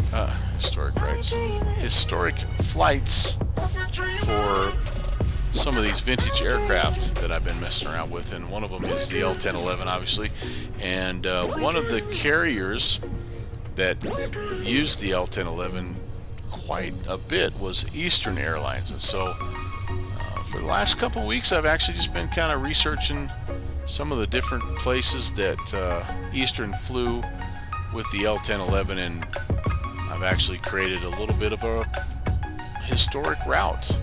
And so that's what I'm going to start on Saturday. It's going to be leg one of that, and we're going to be flying from Atlanta up to Boston. It should be a lot of fun there. And we'll just kind of, it's one of those deals where you'll jump in and out of it from time to time, just when you don't have something else that you're doing. But looking forward to it. It'll be a good way to get to know the L1011. It'll be fun to see some of these areas from a little different perspective. And yeah, hopefully you guys will find it entertaining as well. We'll try to throw in some interesting facts, some Cliff Clavin little known facts, and just have some fun with it. So yeah, that's what's happening on Saturday. Again, if we can manage it, Friday we'll also be in the air somewhere. Have no idea actually even where FNO is. I think it's in Memphis. I don't know what I'd be flying, but we'll try to get up there somewhere and have some fun. And yeah, and then next week I think I'm gonna be Monday night trying to fly with Skylane Alpha again, as he makes yet another attempt into Catalina Island. If he's not doing Catalina Island, he's doing maybe it's Saba. But anyway, he's making another attempt into an airport that he hasn't had a lot of luck in. So I'm going to try to fly along with him and have some fun with that. It's a good time. I don't get to fly with that guy near enough, and so we'll be checking it out. Al South and Downwind, I appreciate you guys hanging. It's a lot of fun to spend time with you guys on a Wednesday night, and I appreciate it more than you guys will ever know. Doing good here as far as the maintenance report. Yeah, the Curse of Saba. The Curse of Saba, I don't know if it's quite as bad as the Curse of Catalina, but it's got to be pretty close. I need to put the pitot covers on. I need to put the wheel chocks, tie downs, control locks. Got to do all that good stuff here before I turn the battery off. But all right, we're down. It was a fun night. It was a great flight. It was a lot of fun visiting with you guys, and I'm looking forward to more and more of the same. So in the meantime, I'll be checking you out on TCAS, and I hope you guys have an absolutely fantastic remainder of the week. Take care, fellas. God bless.